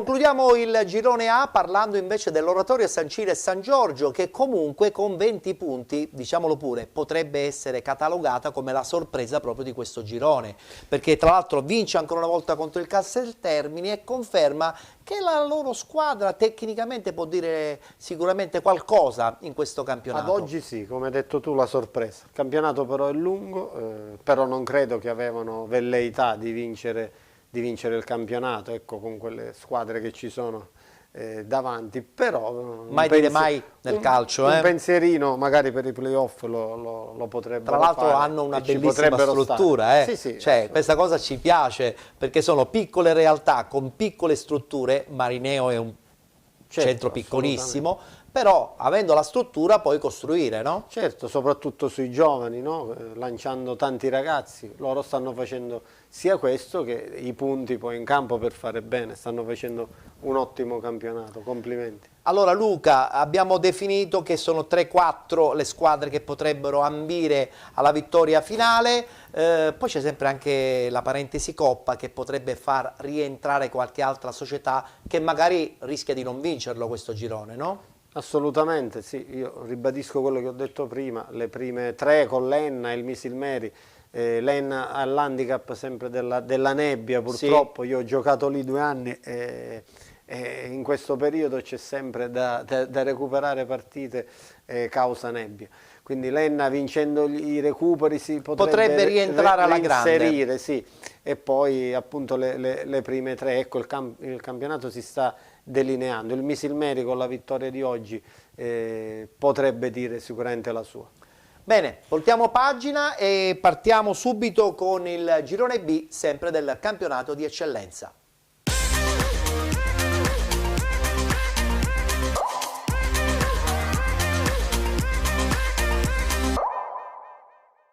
Anche qui si è giocata all'11ª giornata, guardiamo il tabellino dei risultati. Ionica FC batte Atletico Catania 5-0, Città di Taormina batte Nebros 3-1. Santa Croce che perde 1-0 contro la Leonzio 1909, si doveva giocare a Lentini, però in questo caso c'è stata l'inversione di campo, pertanto la Leonzio vince addirittura fuori casa proprio contro il Santa Croce. 3-0 dell'SC Palazzolo contro la Cicatena, 1-0 della Ragusa contro il Carlentini. Real Siracusa Belvedere batte Città di Viagrande 5-2, Città di Siracusa batte Virtus Ispica 2020 2-0, ha riposato l'Igea 1946. Con questa vittoria il Ragusa ritorna solitario in vetta, infatti lo troviamo al primo posto con 24 punti, con 23 l'Igea 1946, 21 punti per la Ionica FC, 20 punti per il Carlentini, 17 per il Città di Taormina, 16 punti per la Nebros, 15 per il Città di Siracusa, 14 Leonzio 1909, 13 la Cicatena, 12 punti per il Real Siracusa Belvedere, 11 punti per l'SC Palazzolo, 9 per la Virtus Ispica 2020, 7 per il Santa Croce, 4 punti per il Città di Viagrande. Chiude la classifica l'Atletico Catania con -2. Il prossimo tabellino di domenica prossima, eccolo qui. Carlentini Atletico Catania, Città di Siracusa AC Catena, Città di Viagrande, Città di Taormina, Santa Croce Ragusa Calcio, SC Palazzolo Real Siracusa Belvedere, Igea 1946 Virtus Ispica 2020, Nebros Leonzio 1909, riposa la Ionica FC. Ricordiamo che mercoledì ci saranno 3 partite che saranno recuperate riguardanti l'8ª giornata, Ionica FC Città di Taormina, Igea 1946 Leonzio 1909 e anche Nebros SC Palazzolo. E partiamo da questa Città di Taormina, ritorna in panchina Furnari. Sì, già era nell'aria, secondo me, dopo le ultime battute d'arresto, quindi Furnari è andato sulla panchina del Taormina. Taormina era partito con i favori del pronostico, secondo me aveva qualche punto perso un'ottima per squadra, strada, ha pregiudicato il percorso di Luvito. Poteva dire la sua, però comunque stava andando bene, ecco, non era penso per vincere il campionato. Credo che il Ragusa e l'Igea hanno qualcosina in più. Beh, potrebbe fare la terza incomoda.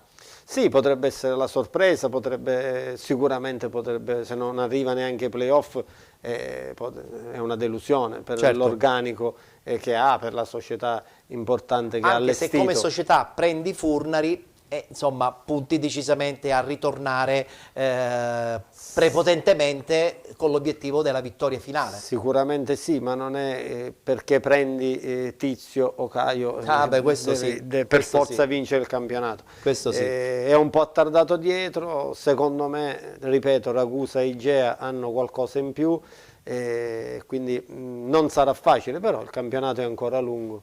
C'è tutto il tempo per recuperare. Guardiamo gli highlights, la vittoria 3-1 della città di Taormina contro la Nebros.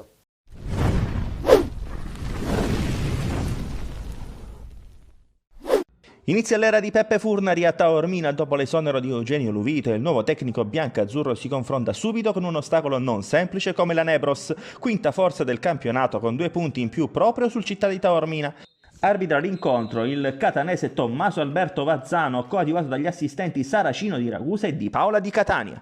Urso cerca la soluzione interna, la intercetta Mattia Salvaqui che alza lo sguardo e prova subito a lanciare le punte. Traviglia, tocco arretrato, lo scambio col compagno, Traviglia prova a entrare in aria, Sardo lo chiude, si ripartirà con un calcio d'angolo. Dalla bandierina adesso per il città di Taormina. Quintoni, palla tagliata sul primo palo, stacca Alessio Emanuele e il città di Taormina è già in vantaggio. Segna sempre Alessio Emanuele, quarto gol del suo campionato, tutti in apertura tranne quello della prima giornata. Rimessa laterale per la Nebros, Gerdi controlla e la affida a Anthony Genovese, uno sguardo dentro, c'è Traviglia e sbuca alle spalle la difesa, Cirnigliaro. Sul primo palo attento il portiere del città di Taormina, Peppe Quintoni, può alzare la testa, cambia tutto verso Salvostrano che entra in aria, si può coordinare Salvostrano ma manca il pallone, è mancato l'ultimo passo al 10 taorminese. Rimpallo adesso, favorisce però Alessio Emanuele, il cui rilancio si trasforma in un assist per Orazio Urso che punta l'uomo, la mette dentro, il tocco di Abate ma con un braccio.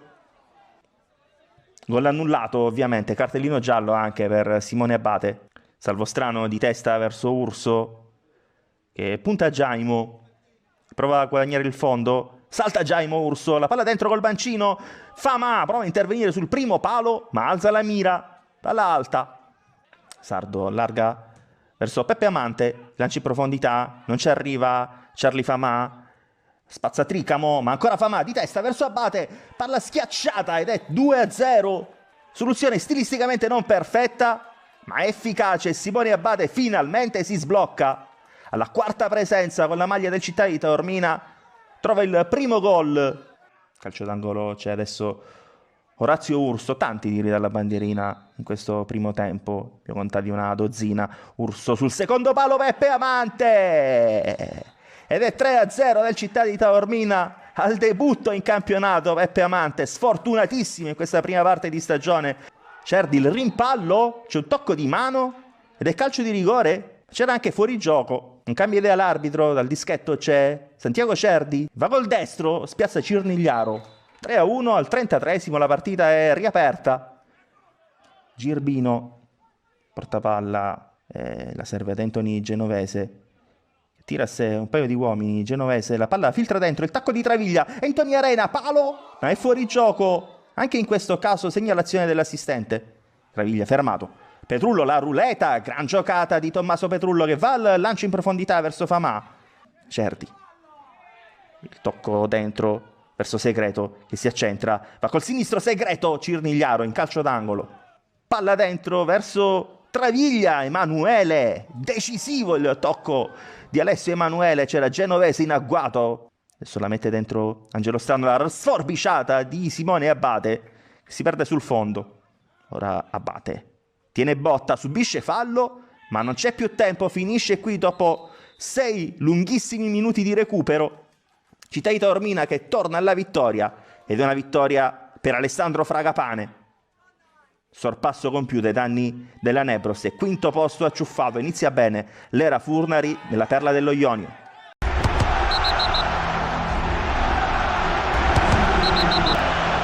L'approccio è stato determinante, siamo andati sul 3-0, abbiamo avuto altre occasioni, Poi c'è stata una situazione del loro rigore che secondo me non c'era, perché secondo me c'era il fuorigioco prima, ma comunque a prescindere da questo abbiamo sempre tenuto il campo. Poi è normale che anche a livello atletico siamo un po' calati, soprattutto nel secondo tempo siamo andati in difficoltà, però l'atteggiamento è stato veramente incommiabile, sono stati grandi, hanno lottato su tutti i palloni, tutti quelli che hanno giocato all'inizio, quelli che sono entrati, i ragazzi in panchina, e con questo è lo spirito giusto con cui noi dobbiamo andare avanti. Purtroppo anche quest'anno, a differenza dell'anno scorso, il campionato è falsato da situazioni veramente inconcepibili ormai, perché sono più o meno sempre le stesse, quindi sicuramente noi invece abbiamo dovuto fare una battaglia, dobbiamo recuperare le forze e dobbiamo andare a affrontare un'altra partita complicata. Ripeto, un passo alla volta, dobbiamo cercare di tirarci fuori da un momento critico, perché comunque quando poi c'è un cambio, quindi i risultati vuol dire che non sono venuti, sicuramente non è sempre così semplice. La partita di oggi la temevo tantissimo, per il valore degli avversari, perché conosco bene il valore del loro tecnico Perdicucci, so come fa giocare le sue squadre. L'anno scorso ho fatto piangere già Siracusa, quest'anno era quinto, e quindi per noi aveva una valenza importantissima, perché abbiamo intanto li abbiamo scavalcati in classifica, abbiamo accorciato dall'Igea che oggi non ha giocato e siamo rientrati nella zona playoff, e sicuramente l'aspetto morale dà una grande carica.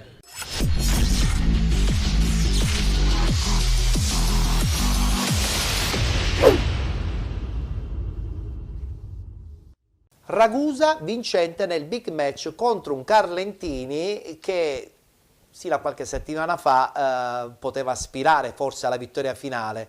È un ridimensionamento per la squadra di Natale questo? Ma no, credo di no. Non credo che Natale e la società erano partiti per vincere il campionato. Credo che avevo sentito, spesso mi sento col mister. Di salvezza? No, di fare un buon campionato, e ci sta riuscendo. Lo ha confermato anche il presidente Vinci, che è venuto qualche settimana fa qui a Penalty. Non per vincere il campionato, ma per fare bene, potrebbe inserirsi nella lotta per i playoff benissimo, per i risultati che sta facendo. Nella lotta per la vittoria finale io credo che un po' tutti abbiamo dimenticato il Città di Siracusa, che adesso continua a guadagnare punti perché continua a vincere. Secondo te Mascara è pronto per agganciare il treno della promozione? Ma questo dipende pure dal mercato di dicembre, no? Dal mercato che faranno poi di riparazione. Io vedo che per ora è un po' attardato, oggi comunque ha vinto, sta risalendo, ma le altre camminano pure, ecco. Ragusa e l'Igea continuano a marciare, il Taormina stesso, parlavamo prima, quando tu cambi allenatore, quando prendi Simone Abate, che è stato per 3 anni il capocannoniere, vuol dire che vuoi continuare a credere a quello che per cui avevi programmato la stagione. Siracusa sicuramente sta risalendo la classifica, però per vincere il campionato anche qui non la vedo dura. Abbiamo dunque concluso il discorso riguardante i 2 gironi del campionato di eccellenza e arriva puntuale come al solito il punto di Giampaolo Montineri.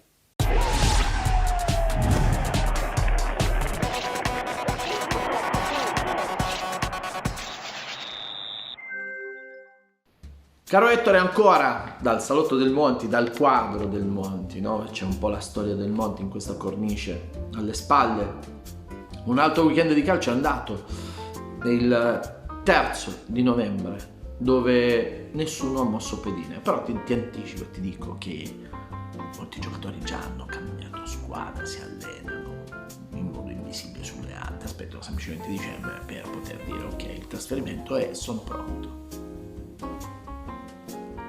Potrebbero essere le bombe in iscrizione, ma no, io ormai l'ho scelto e quindi non anticipiamo, è giusto anche così. Questo weekend passa per la vittoria del Misil Meri, che non è una vittoria, certo, ma passa per il piede di Lucera. Per questo ragazzo, folgorante il colpo, pazzesco il bersaglio, 50 metri di gittata, in un calcio che non fa più queste cose. Mi prude il naso, quindi sì, qualcuno già mi sta nominando. 50 metri, dove oggi il calcio non ti permette nemmeno di passare la palla di quasi 5 metri, perché tutto il fraseggio corto, veloce, no? Estremo, tutto di corsa. E questa scelta istintiva premia proprio la creatività del calcio. La scienza non scrive. Dedicato a Lucera questa domenica, questa nation. Adesso sta al Missile Mary, fare in modo che Lucera abbia la sua festa mediatica, che non è la condivisione del gol o del gesto, è l'aspetto mediatico, perché dobbiamo metterlo dentro un contenitore magico come quello di Maradona, come quello di Mascara e come qualcun altro. Avete fatto caso ai nomi che ho detto, perché è un gesto bellissimo. Il gol nasce da un errore di un giocatore, Ferrotti, che batte una punizione così superficiale al 90 e qualcosa, penso eravamo alla fine della partita. E ritorno sempre a quel discorso: quanto conta l'errore dell'arbitro a questo punto? Quando si dice è sempre colpa dell'arbitro, su che cosa? Quando poi succede una cosa del genere. Bravo Lucera, assolutamente, spettacolare. E Dolenti ha capito che c'era un grande problema e si è visto per come ha cercato in tutti i modi di recuperare la posizione, perché anche lui non si aspetta che accada questo. Non si aspetta che il compagno appoggi la palla su palla inattiva in modo superficiale. Non si aspetta che Lucera apra lo scrigno, diventa un mago e tira fuori il colpo. Missile Mary batte l'Enna, un'Enna che è centrifugata da eventi uno dietro l'altro ed è sempre su un calendario che la vede sempre incontrare le squadre che stanno sopra di lei. Un'Enna che deve ancora recuperare 2 partite e quindi tecnicamente possiamo dire che se il campionato si ferma una settimana e l'Enna fa i 2 recuperi e li vince, l'Enna va a 22. Però il campionato non si ferma, già l'Enna domenica gioca, deve anche recuperare e si è creato, se andiamo a vedere la classifica del girone A, già un gap proprio partendo dall'Enna che ha 16 punti, poi c'è lo Sciacca, l'Unità Sciacca a 17, 3 squadre a 20, 3 squadre a 23 punti. È l'Enna che deve fare qualcosa di straordinariamente, ancora maggiormente di quello che sta facendo, perché altrimenti rimane lontana da tutti ed è quella che poi dovrà guidare il secondo gruppo, non gli anonimi, quelli che poi nel girone di ritorno possono decidere il campionato, perché sono tutti scontri diretti nel girone A, tutti. Ieri l'Acragas ha battuto il Canicattì, la vittoria dell'Acragas nasce proprio nel punto dove si è creato la debolezza assoluta. L'espulsione di Raimondi, perno centrale difensivo importante, dove tutte le squadre sono costruite in eccellenza in questo modo. I 2 difensori centrali fortissimi e se te ne manca uno è out. È lì dove è stato il percorso, dove è stato battuto il ferro caldo. Quindi l'Acragas fa il suo dovere approfittando tecnicamente e totalmente di quel percorso dritto per dritto, perché poi i sistemi difensivi crollano. E si vede che crollano, già crollano in 11, pensate se te ne manca uno, come Raimondi. La decisione dell'arbitro non l'ho mai contestata, l'arbitro ha dato il rosso, basta, stop, non se ne parla. A proposito, tutti quelli che hanno paventato lamentele sugli arbitri hanno vissuto una domenica di soddisfazione, hanno vinto le partite ed ecco le pagine, grande squadra, siamo questi, andiamo. Invece la segnale sarebbe di non lamentarsi mai e di capire che dentro un percorso ci può essere una sconfitta, ci può essere un errore, ci può essere un episodio, perché l'episodio nel calcio è quello che crea il risultato, non chissà che cosa, è l'episodio che si ripete fin quando non trova o l'imperfezione o la perfezione, quindi ottimizzando la palla in porta. Nel girone B, me lo vado a vedere, c'è la quinta vittoria del Siracusa, quinta vittoria consecutiva, però è ancora che tende a risalire. Avete presente questo fuoristrada, no? Io vi dico questo fuoristrada che inizia a macinare il terreno, sale, però realmente ancora non è lì, perché ha solo i 15 punti, però sono 5 vittorie consecutive. Per il caos iniziale, adesso sembra che la squadra abbia un equilibrio e inizia a ottimizzare i risultati. È vero che non sta incontrando ancora le squadre di zona alta di classifica, per il momento è lì. Il cambio dell'allenatore a Taormina ha subito fatto il suo sporco lavoro mentale, no? Perché ha vinto 3-1 il Taormina. Vittoria quella sana, ecco, dico io, vittoria di quella sana che ti dà la sveglia, che ti porta, diciamo, energia positiva, perché il Taormina, secondo i nostri dati, secondo come costituita la squadra, ok, non dovrebbe essere così lontana, giusto? La vittoria anche del Real Simosa Belvedere, che ritrova l'idea, è una società fatta di amici, ve lo posso dire con naturale certezza. È una società fatta di persone che vivono assieme il calcio da tanti anni, e forse magari in qualche settimana questa amicizia ha prevalso sull'obiettivo e il Real Simosa Belvedere è stato un po' in difficoltà. Anche l'amico allenatore Danilo Gallo ha dovuto percepire che se l'amicizia poteva e può essere bella, però poi se non fai risultati salta l'allenatore. E allora ecco, noi richiamo, amici sì, però occhio perché abbiamo un obiettivo. E allora ecco questa società che si rimette in sesto, batte un Coriace Viagrande, fanno risultati e sono punti, margine di tranquillità. Era successo in promozione. Il Vittoria di San Tomazzullo hanno avuto difficoltà con i terreni di gioco, quindi hanno chiesto alle squadre di prestargli il campo nell'incontro che dovevano giocare loro in casa. L'esempio è Leonzio Santa Croce, è stato Vittoria Mazzarrone, Vittoria Comiso. Le squadre hanno prestato il campo, non c'è stata l'inversione di campo e Vittoria ha vinto le 2 partite. È successa così anche questa. La Leonzio, in difficoltà di strutture, dice ok, mi presti il campo Santa Croce e vengo a giocare da te, ok, anche se tu sei in trasferta però sei in casa. Ebbene, la Leonzio batte Santa Croce, quindi si è creata un'ipotesi di rischio letale. Io invito le squadre a non prestare più il campo, perché se è questo il risultato. Quindi una Leonzio che vince una partita molto delicata nell'equilibrio anche societario. Il colpo vero e proprio di questa domenica lo fa il Palazzolo, ne esce vincitore, un po' con i lividi, forse più dei lividi, ma ne esce vincitore, perché un 3-0 ad Aci Catena è il campo dove tu devi entrare con del netto, nel vero senso della parola, ma non per chissà quale atto violento o meno, è proprio l'impostazione, la caratteristica. Devi entrare con del netto, devi entrare con l'armatura e devi veramente battagliare. L'ha vinta il Palazzolo questa battaglia.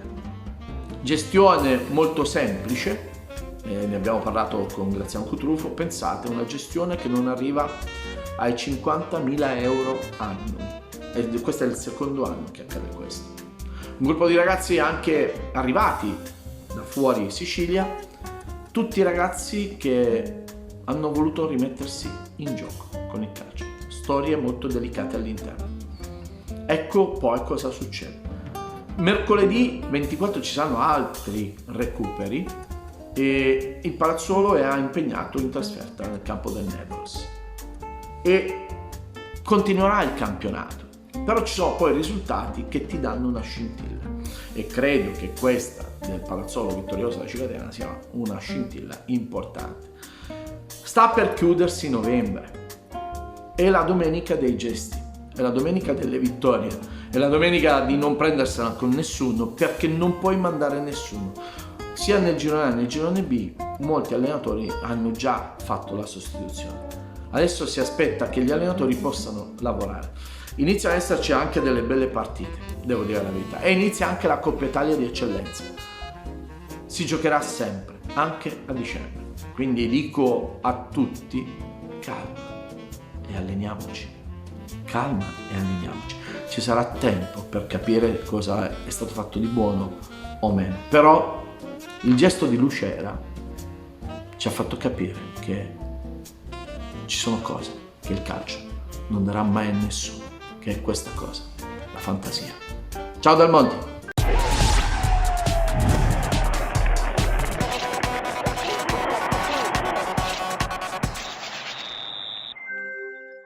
Grazie Giampaolo, con lui ci rivedremo la prossima settimana per commentare un'altra giornata del campionato di eccellenza. Adesso ci fermiamo, c'è una brevissima pausa pubblicitaria, tra poco ritorniamo in studio, siamo sempre con Luca Di Gregorio e parleremo in questo caso anche dell'AIAC, l'Associazione Italiana Allenatori di Calcio. A tra poco.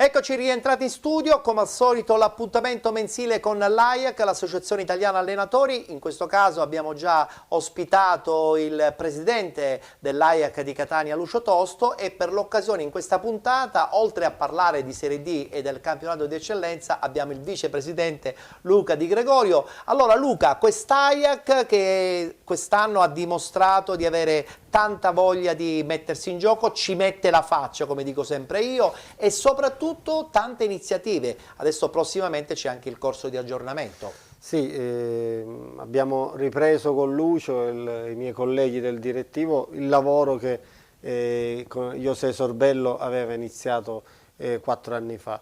Con Lucio ci siamo insediati a gennaio, quindi da pochi mesi siamo in questo direttivo e rappresentiamo gli allenatori catanesi.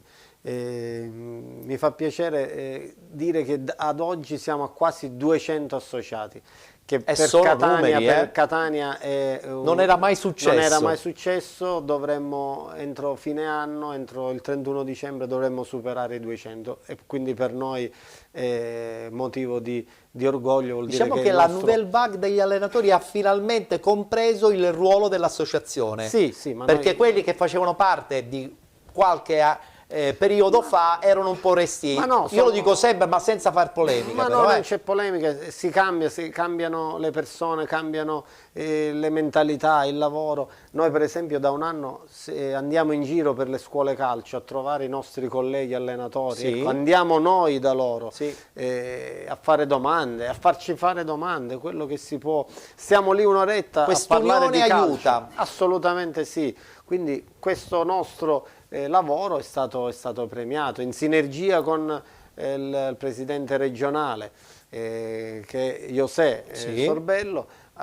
Secondo me stiamo facendo un ottimo lavoro. E voglio ringraziare anche il nostro direttivo di Catania con tutti i referenti dell'AIAC Catania. Tra l'altro, come tutti ben sanno, noi di Penalty abbiamo sposato l'AIAC perché siamo, diciamo, un po' la voce televisiva ufficiale, perché proprio all'interno della nostra trasmissione ogni settimana ospitiamo l'associazione con alcuni allenatori e parliamo di calcio, ma non soltanto di calcio, perché così si ha modo anche di conoscere quelli che sono gli obiettivi dello stesso gruppo. Ti ringrazio ancora a te come Ettore Tortorici e alla redazione di Penalty che ci date questo spazio. Allora, ho anticipato il discorso dei corsi, che è fondamentale. Ci sono i corsi, stanno iniziando, tutti i nostri colleghi tecnici possono andare su VCorsi, MyAIAC e si possono iscrivere. da quest'anno ritornano territoriali. Finalmente? Finalmente tornano territoriali, dove possiamo stare tutti insieme ad assistere confrontarsi con i nostri colleghi di Coverciano che faranno questi corsi, quindi finalmente dopo il Covid si ritorna in aula, si ritorna insieme e possiamo completare il nostro percorso, no? per aggiornare sempre il nostro, diciamo, patentino, tra virgolette. Chiaro. Percorso annuale che si concluderà con una partita di beneficenza che si sta preparando all'Ajax, no? Noi di Penalty saremo la televisione ufficiale, un avvenimento che è già successo altre volte, ma secondo me questa preparazione è ancora più importante. Sì, ho pensato insieme a Lucio e insieme ai miei colleghi del direttivo di fare questa... vorremmo poi allargarlo, stiamo studiando come con l'anno nuovo, con tutta la Sicilia. Ci sarà la partita Catania-Palermo. Intanto c'è Catania-Palermo. Catania-Palermo degli allenatori. Bene. Si terrà sappiamo già la data, il no? 20 di dicembre. Perfetto. Il Palermo verrà qua da noi. Dovremmo giocare ad Aci Castello o a Torre del Grifo. Nuova struttura bellissima quella di Aci Castello, tra l'altro. Una dei due campi dovrebbe essere Aci Castello. Quindi ci siamo sentiti con i nostri colleghi di Palermo, secondo me è una bellissima iniziativa. Chi sarà l'allenatore degli allenatori? Ma il nostro allenatore è Ignazio Fonso, lo posso dire. Sarà rigoroso sicuramente. Sì, sarà l'allenatore giusto per questa partita. Assolutamente. Poi ci saranno in campo tanti amici, tanti colleghi, ex calciatori. Sarà una festa. È inutile ora fare sarà nomi, una festa, poi sarà una festa. Giocheremo per le condizioni fisiche che comunque ognuno di noi può dare. Sarà una festa con i colleghi di Palermo, certo. Quindi da questa partita abbiamo avuto delle idee per fare un campionato, un torneo magari in primavera di tutti gli allenatori siciliani con tutte le province. Va benissimo, allora quindi l'appuntamento con l'AEC ritornerà il prossimo mese e quell'appuntamento sarà dedicato principalmente a questo incontro che ci sarà appunto contro la rappresentativa AEC di Palermo. Luca, ti ringrazio, buon lavoro e ci rivedremo presto. Io ringrazio voi sempre per l'ospitalità e ci vediamo presto. Bene, a questo punto ci fermiamo, brevissima pausa pubblicitaria e poi parleremo del campionato di promozione e ritorna un amico di Penalty. A tra poco.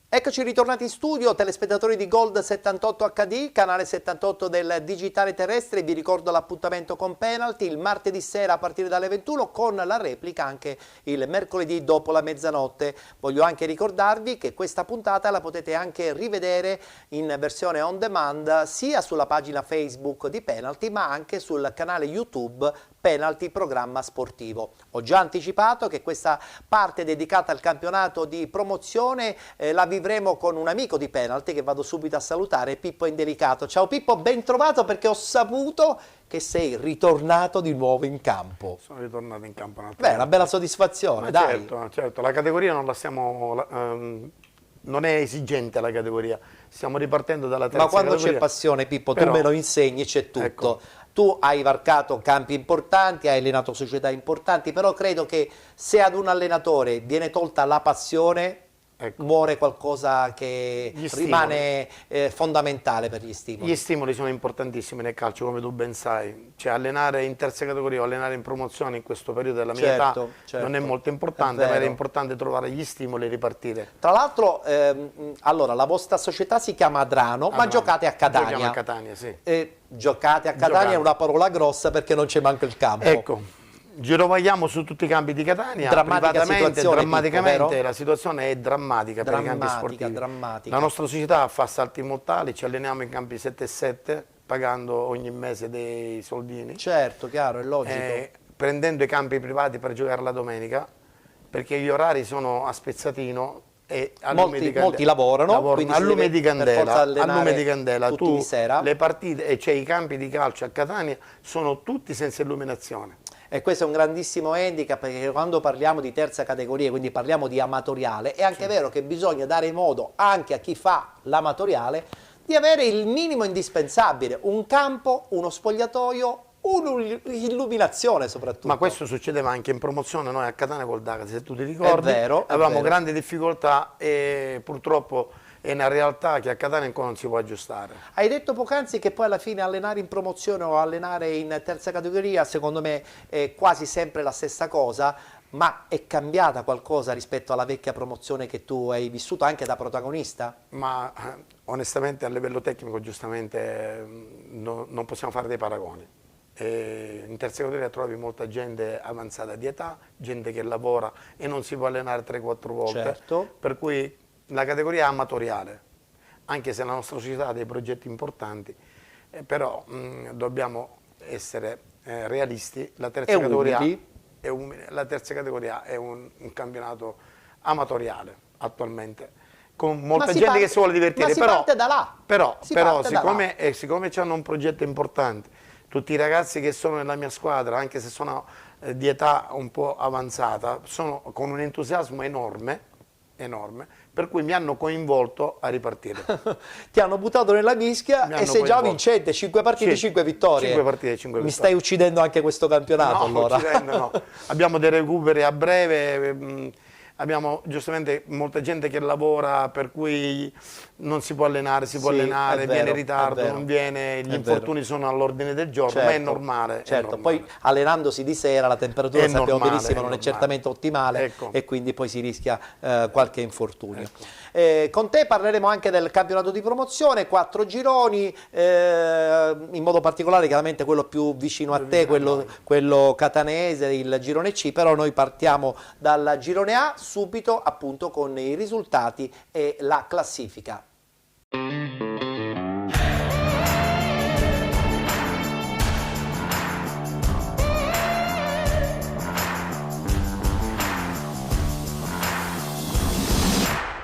Si è giocata la 9ª giornata, guardiamo subito i risultati di questo girone A. Resultana San Lorenzo batte Folgore Castelvetrano 4-1, Casteldaccia batte Città di San Vito Lo Capo 1-0, Fulgatore batte Partini Caudace 4-0, Lascari Cefalù batte Gangi 2-1, Raffadali 2018 Alba Alcamo 3-3, Super Giovane Castelbuono batte Villabate 2-0 ed infine Città di Carini Camarat 0-0. In classifica la conferma per il Resultana San Lorenzo in testa con 21 punti, 19 per il Fulgatore, 18 per il Gangi, 16 punti Lascari Cefalù, 14 Raffadali 2018 con Alba Alcamo e Casteldaccia, 13 punti per la Folgore Castelvetrano, Città di San Vito Lo Capo, 10 punti Città di Carini, 9 per il Camarat, 6 punti per il Partini Caudace, 5 punti Super Giovane Castelbuono, chiude la classifica il Villabate con 4 punti. Non so se hai visto le squadre di questo girone A, te le ricordo: Alba Alcamo, Gangi, Raffadali, Casteldaccia, Folgore Castelvetrano, Città di Carini, Camarat, Partini Caudace, sono tutte squadre che sicuramente tu hai incontrato in categorie diverse. In questi 5 stelle li ho incontrate sia in eccellenze, qualcuno in Serie D addirittura. È la conferma che comunque è un calcio che sta un po' piangendo. Certo, credo che sia una situazione generale. Poi anche questa situazione della pandemia credo che ha ridotto i costi, ha ridotto ai minimi termini. Ma riusciranno a rientrare in un calcio un po' più impegnativo? Cioè io guardando per esempio il Camarat oppure la stessa Partini Caudace, per non parlare addirittura dell'Alba Alcamo che sino a un paio di anni fa lottava per andare in Lega Pro. Lega Pro, vero, perché ci ho giocato anch'io. Ma il problema è comunque di base che una volta, se tu ti ricordi, c'era il comune che agiva, c'era lo sponsor che era magnanimo. Ora con questa situazione generale gli sponsor si sono allontanati. Bravissimo. Il comune se n'è scappato, tutti i comuni, perché sono tutti in deficit e non mettono neanche a disposizione la struttura che potrebbe essere fondamentale. Io mi ricordo che fino a 10 anni fa non si pagava niente in qualsiasi campo. Invece adesso pretendono. Ora si paga anche se tu respiri, anche la nafta deve comprare e per farti la doccia. È un problema per tutti. È un problema per chi tutti. fa calcio è da ammirare.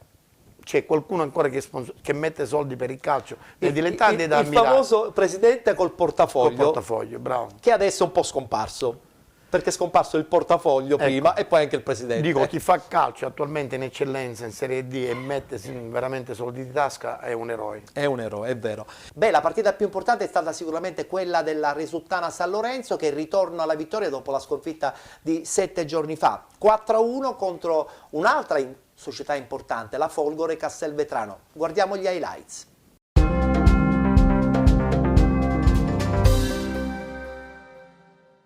Sarà Clemente contro Longo, da calcio di rigore, arriva adesso il fischio, parte Clemente, il gol del vantaggio del Resultana San Lorenzo al 18° minuto, Giampiero Clemente, pallone messo in mezzo, l'anticipo su Alpano e poi il flipper fortunato per il Resultana San Lorenzo, il gol del 2-0, arriva sul rimpallo fortunato, prova a guadagnarsi lo spazio per il tiro buono che va giù, è calcio di rigore per la Folgore Castelvetrano.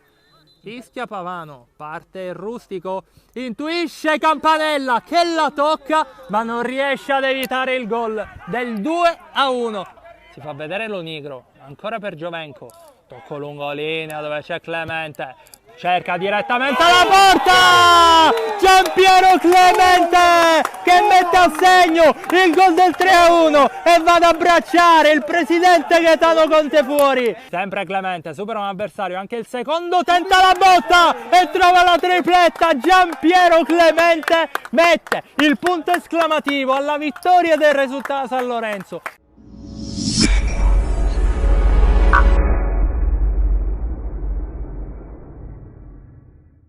Parliamo adesso del girone B, subito i risultati e la classifica.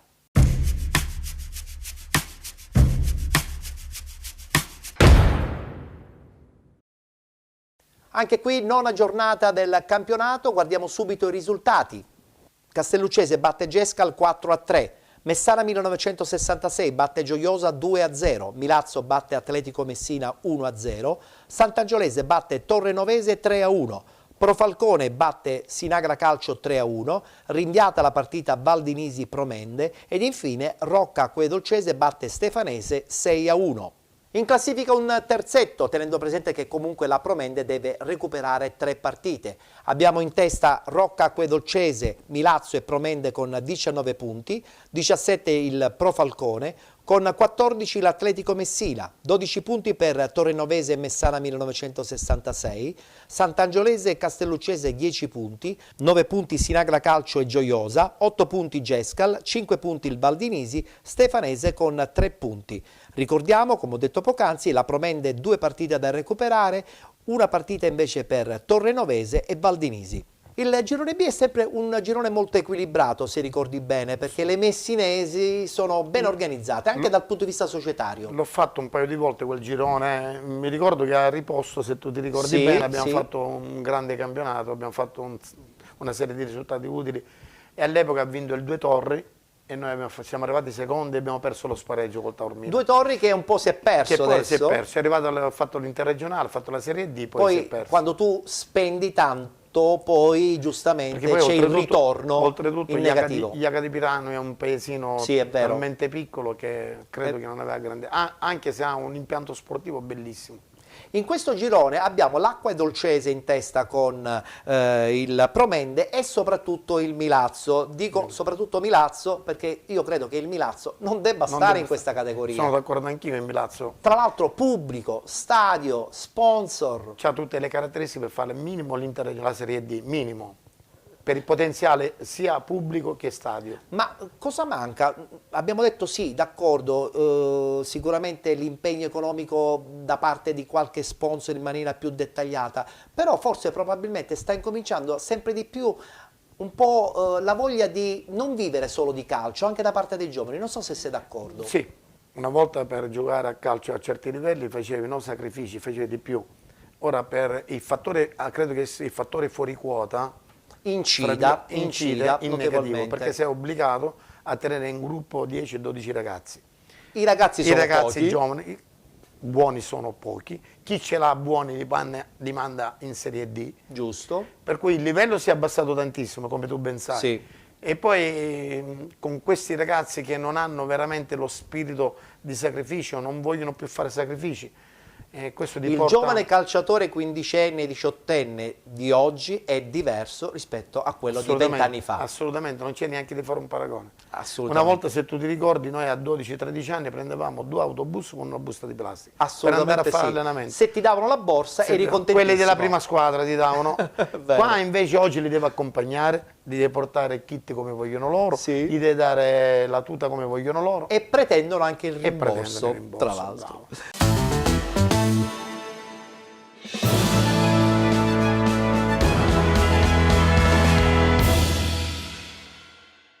Dopo 2 pareggi a reti bianche, il Milazzo ritrova la vittoria battendo al Marco Salmeri l'Atletico Messina, che mai ha impensierito l'estremo rossoblu Oxai uscito dal campo senza aver speso una goccia di sudore. In un match che ha regalato poche emozioni, sono comunque i padroni di casa a provarci al 19esimo con recupero che dalla destra costringe la Fauci a rifugiarsi in angolo. I mamertini insistono e per altre 2 volte si rendono minacciosi con Ferlazzo al 25esimo, il cui tiro chiama la Fauci alla respinta e sulla ribattuta il sinistro di Trovato è deviato in angolo dalla difesa.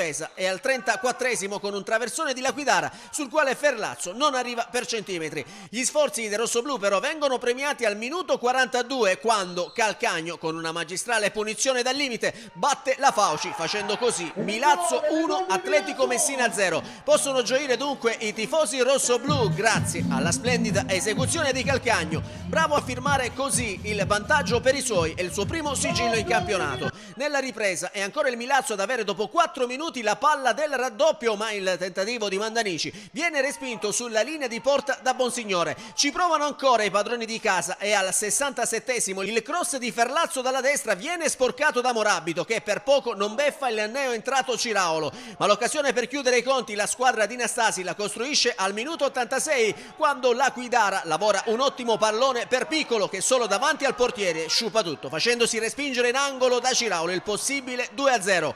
Con questo successo il Milazzo aggancia in testa alla classifica Rocca Acquedolcese e Promende, con quest'ultima che però deve recuperare 2 partite e mantenendo inoltre l'imbattibilità in campionato, mentre l'Atletico Messina scivola in quinta posizione con 14 punti.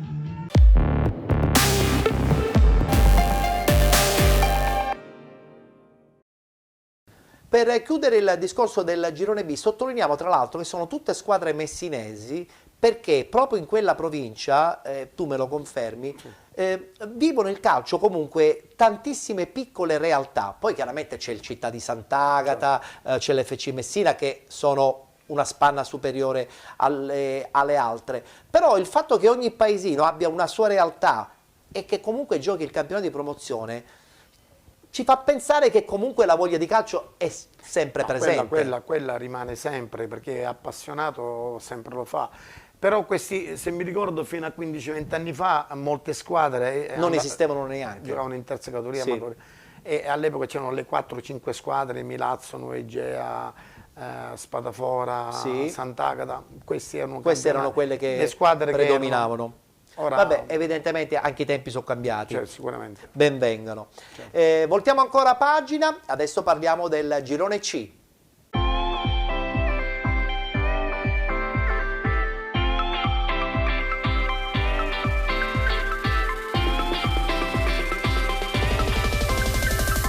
Guardiamo i risultati di questo girone. Ciclope Bronte batte Armerina 1-0, Lavinaio batte San Gregorio 1-0, Realaci batte FC Motta 3-1, Rinviata Leonfortese Città di Calatabbiano, Atletico Nissa batte Gimmenica Scordia 3-1, Don Bosco 2000 batte Mister Bianco 3-1, Rinviata Belpasso 2014 Atletico 1994. Nel big match, vittoria del Realaci che vola solitaria in testa in questo girone C del campionato di promozione. Ma guardiamo la classifica. Realaci 23, 22 FC Motta, Atletico 1994 18 punti, 16 punti per la Leonfortese, 14 per il Belpasso, 13 punti Atletico Nissa, 10 punti Don Bosco 2000, 9 punti Gimmenica Scordia e Club Calcio San Gregorio. Con 8 punti il Città di Calatabbiano, 7 punti Mister Bianco, Lavinaio ed Armerina. Chiude la classifica il Bronte con 5 punti. Big match a favore del Realaci che vince contro l'FC Motta e vola al primo posto.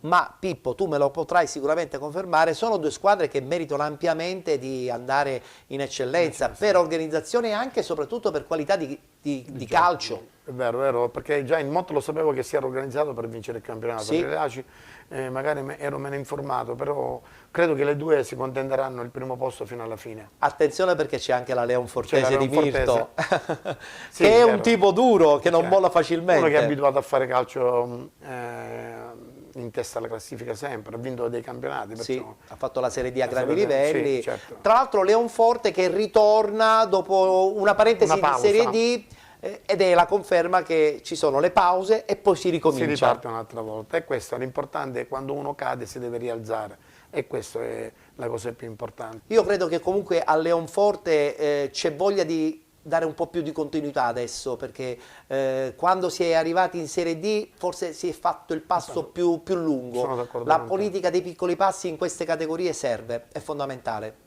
Diciamo che loro hanno fatto un passo più grande dalla gamba e si poi sono trovati sono spiazzati saltati perché fuori. il budget è andato troppo oltre. Ora invece forse con l'esperienza che hanno ci vanno piano piano. Quando penso di budget penso al tuo progetto di questa nuova tua nuova realtà in avventura. terza categoria. I vostri budget sono molto più limitati. Molto limitati, però secondo me vogliono crescere. Sì, però ti dico una cosa, in terza categoria potenzialmente non si dovrebbe spendere nessuna cifra. Diciamo di no. Invece la nostra città, per il problema del campo, il problema della... I soldi li sta tirando fuori. Sono purtroppo sono arrivati già a un punto che io credo che questi soldi si escono in prima categoria. Pazzesco, a mio avviso. Pazzesco. Guardiamoci adesso gli highlights, la vittoria appunto della Real Aci 3-1 addirittura contro l'FC Motta.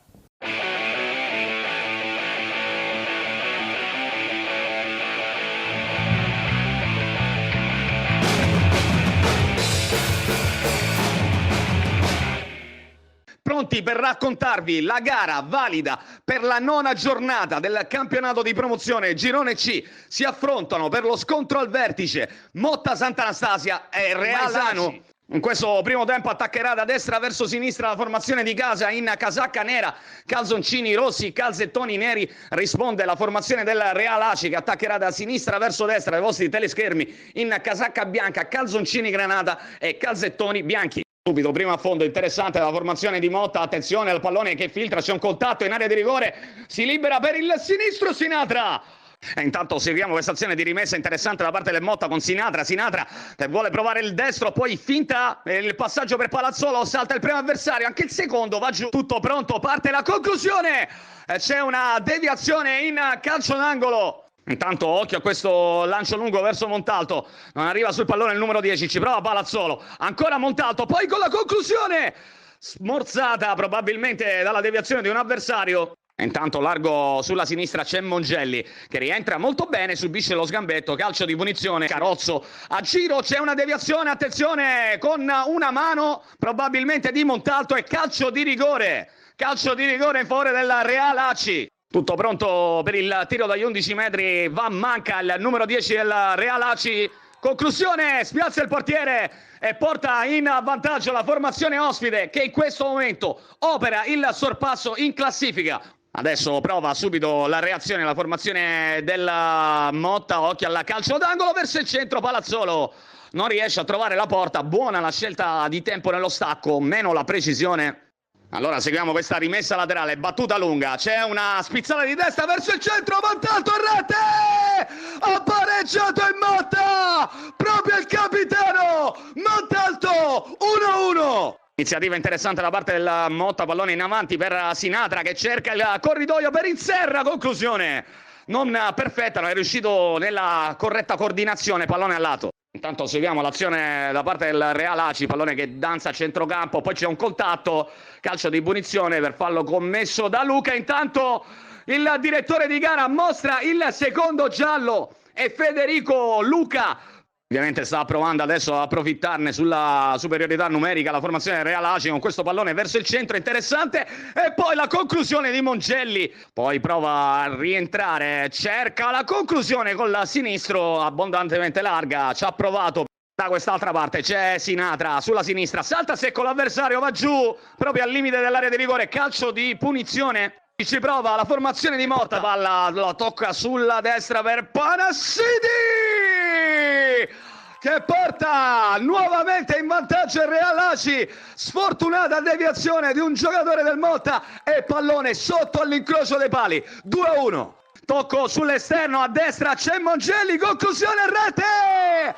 3-1. Partita e incontro. Ormai secondi finali che attendono il triplice fischio di chiusura del direttore di gara, che arriva proprio in questo istante. Real Aci che espugna il comunale di Motta Sant'Anastasia, batte 3-1 la formazione di casa e va in vetta alla classifica.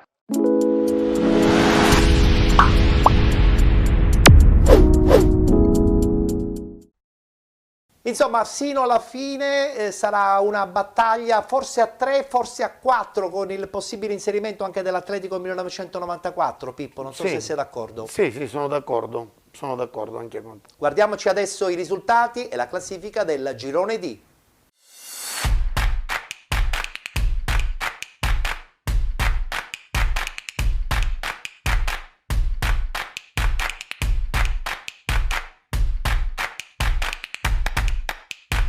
Nona giornata, guardiamo subito il tabellino dei risultati. Calcio Scicli batte Megara 1908 4-0, Mazzarone batte RG 3-0, Priolo Gargallo batte Città di Avola 2020 3-1, Modica Calcio batte Vittoria 3-1, Sporting Eubea batte Città di Canicattini 3-1, Città di Comiso batte Frigentini 2-1 ed infine Pro Ragusa 2-1 in casa della capolista Nuova Città di Gela. Sconfitta certamente un po' inaspettata, ma comunque la squadra gelese rimane sempre al primo posto. Guardiamo infatti la classifica: 22 punti per Nuova Città di Gela, 20 punti per Mazzarone Città di Comiso, 19 punti per Modica Calcio, 17 Priolo Gargallo, 12 punti Frigentini e Sporting Eubea insieme al Pro Ragusa, 10 punti Città di Canicattini, 8 punti per il Vittoria, 7 per Calcio Scicli e Megara 1908, 6 punti per il Città di Avola 2020, chiude la classifica RG con 4 punti. In questo girone 2 società su tutte. Io da questa settimana inserirei addirittura anche una terza società, che è il Città di Comiso. Pertanto Nuova Città di Gela, Mazzarrone e soprattutto questa Città di Comiso che continua a vincere. Adesso sono soltanto 2 punti che la distaccano dalla vetta. Quanto inciderà il blasone di Gela secondo te? Oltre al blasone di Gela c'è anche il blasone di Comiso. Sono squadre che hanno fatto tantissimi anni la Serie D, l'interregionale. Sì. Città di Gela non si può trovare in promozione, ritorniamo sempre allo stesso discorso. Sì. Il potenziale Gela, che a mio avviso la C già è strettina, sì, si trovano in promozione a lottare con le squadre. Con anche loro hanno ricominciato da capo. Però dalla loro in questo momento hanno la città. Ma anche là c'è stato un dualismo che ha fatto solo del male. Sì, è vero, più di una società di Gela insieme. All'epoca se si poteva fare una cosa si univano. Avrebbero guadagnato forse qualche anno. Ecco, sicuramente. È vero, è vero. Guardiamocelo questo servizio, la sconfitta interna un po' inaspettata contro il Pro Ragusa.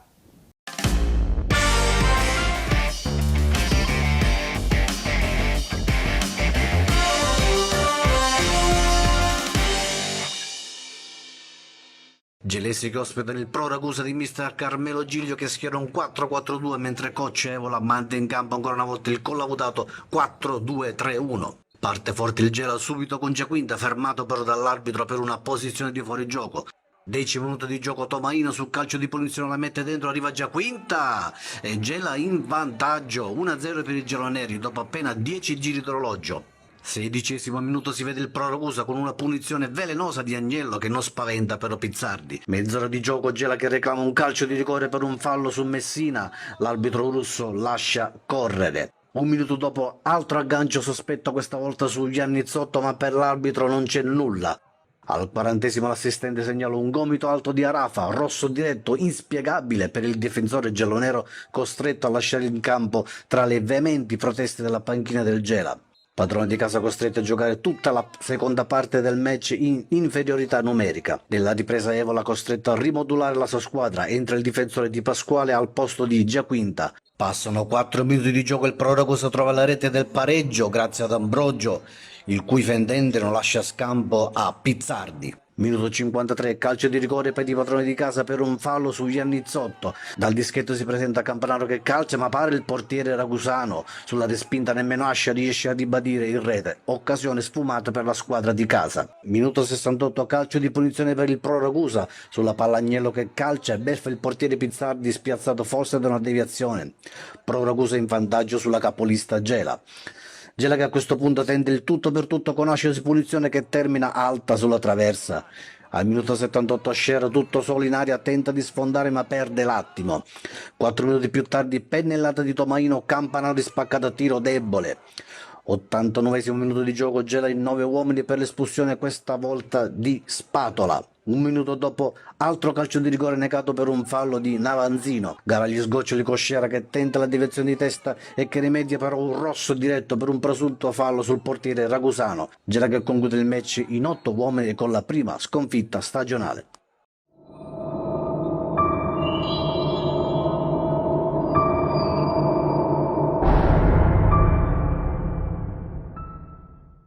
Altra società sicuramente interessante in questo girone D del campionato di promozione è certamente il Mazzarrone, un Mazzarone che vincendo fuori casa contro l'RG agguanta questa seconda posizione a soli 2 punti dal Gela.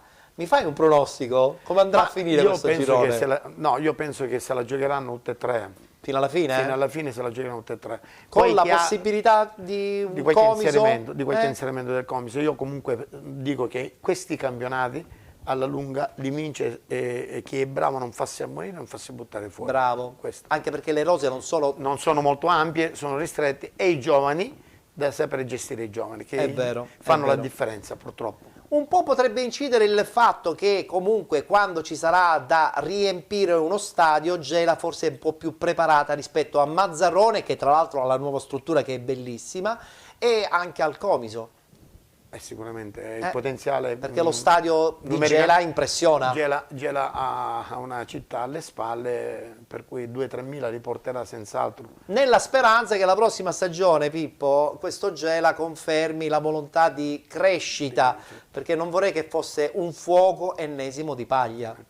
Niente, io credo che il Gela merita senz'altro minimo la Serie C, minimo. E se non si danno una mossa loro fra la politica, gli imprenditori per portarla lassù, si rischia sempre ogni anno di fare squadre di promozione e poi di dover ricominciare e di ripartire sempre.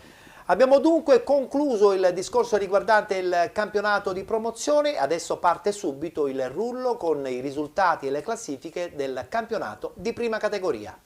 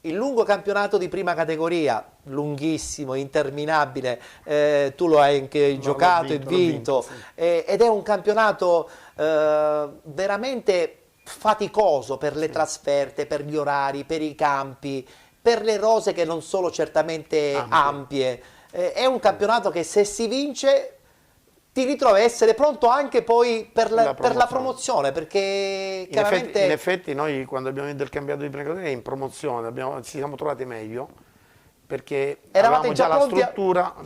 Avevate già lavorato prima. Anche se la Lega molte volte nelle categorie inferiori, vedi, quando era la Massimiliana, c'era praticamente, l'hanno messa nel campionato ragusano. E devi fare le trasferte che erano impressionanti per la categoria, certo. parlo io, perché fare la seconda categoria, fare 7 volte fra Ragusa e certo. mi sembra corretto. Dispendio di energie, ma soprattutto economiche, è vero. Che deve partire la mattina, deve mangiare fuori, e in queste categorie pesano. È come se pesano. Allora, siamo quasi nella parte finale, perché adesso poi ci sarà un omaggio a Diego Armando Maradona, giorno 25, e purtroppo ricorre l'anniversario della sua scomparsa. Tu che sei stato un grande calciatore, sei stato amante del bel gioco, amante secondo me anche di Maradona come il sottoscritto. Sì. Che ricordo hai di Diego Armando Maradona?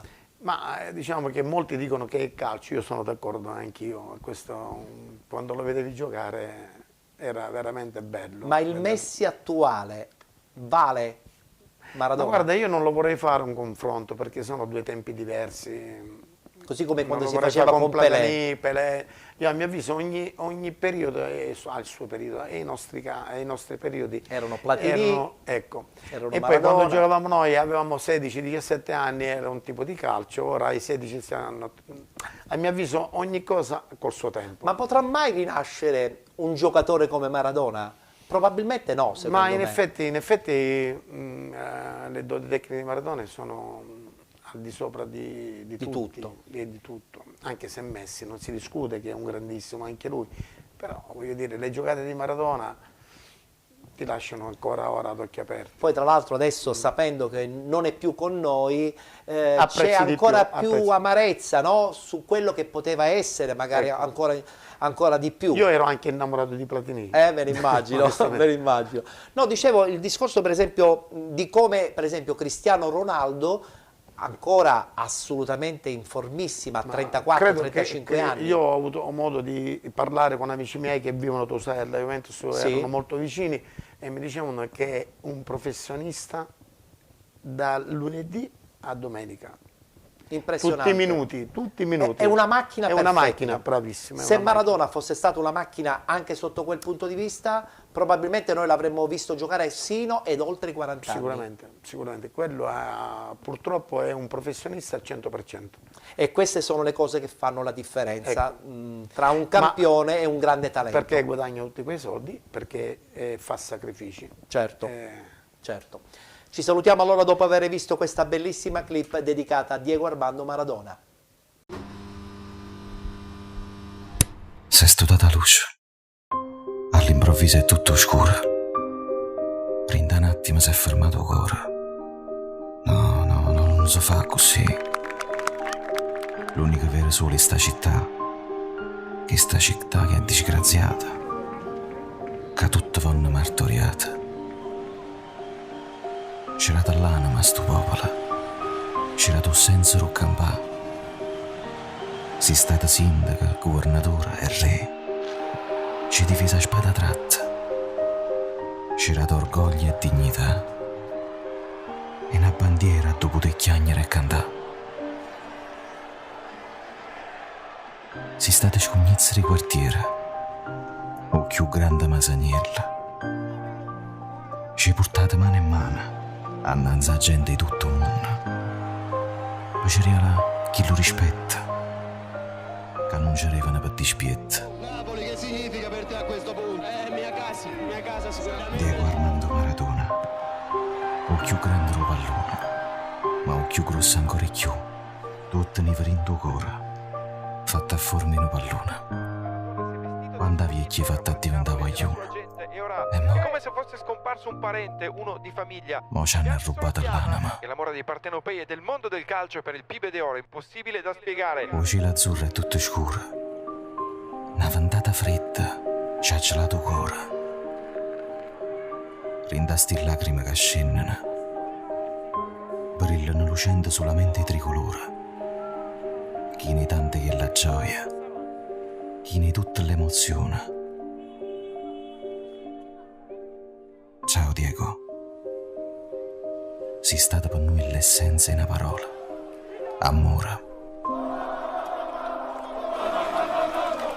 Ciao napoletani, sono qui con voi, sono molto felice di essere con voi in questo momento. Io so sinceramente che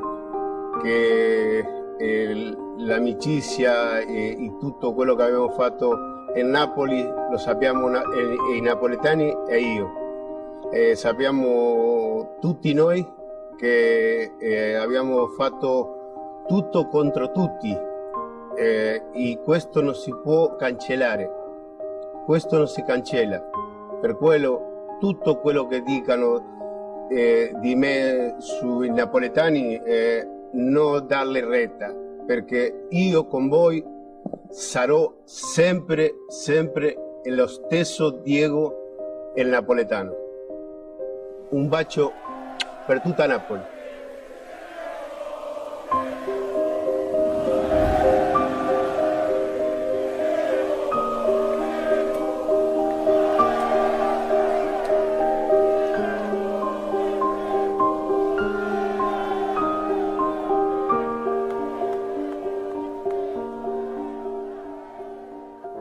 Questa è la maglietta di Diego.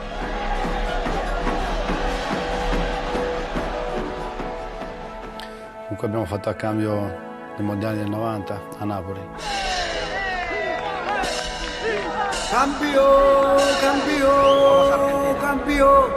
È stato piacevole scambiarla, ma veramente non era un momento particolarmente felice. Insomma. Avevamo appena perso la semifinale del mondiale ai calci ai rigori. Serena.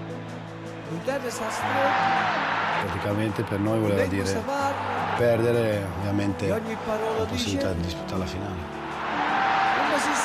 L'Argentina è finalista in Coppa del Mondo. Ricordo si scende, bandiere che cantano, finestre che chiacchierano, e tutto attorno sapete, non si sente a distanza, tutto il mondo è una stanza chiede perché. Campione, tu sei un po' che tutto quanto, che si sta aiutando in campo punto, era da luce a chi non campa, a chi nessuno vede più. Tu che si chiamava lui, scendeva e ti metteva scarpe, ti disegnavo campi a porta, tu solo contro tutto quanto. Campione, e che stasera non ce la faccio, e tutto quello che hai scritto, e potrà l'ultimo abbraccio, ti giuro non ti scordo più. Maradona, Burruchaga si è spinto in avanti mentre Maradona ha la palla, ecco che scatta ancora la nazionale argentina. Maradona superando splendidamente un avversario, due avversari, alla palla sul destro, gol di Maradona, splendido gol di Maradona, questo è tutto fatto con i piedi.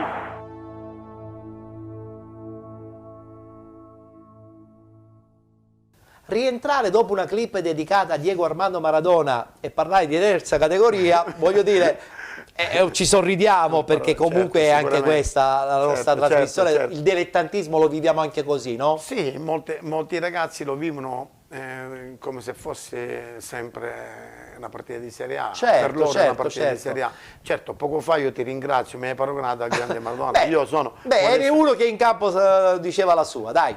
Diciamo, lo dico io. Va bene, lo dici tu. Lo dico Comunque, ritornando al discorso di terza categoria, per molti ragazzi la terza categoria è la Serie A. Certo, perché la vivono intensamente, la partita la sentono in modo forte, per cui io li apprezzo anche perché nella mia squadra io ho dei ragazzi che sono ultra quarantenni, che hanno una voglia e un'abnegazione alla partita che io non li trovavo neanche in promozione né c'era. Diciamo che sono stato coinvolto nel giro di un mese. Sì.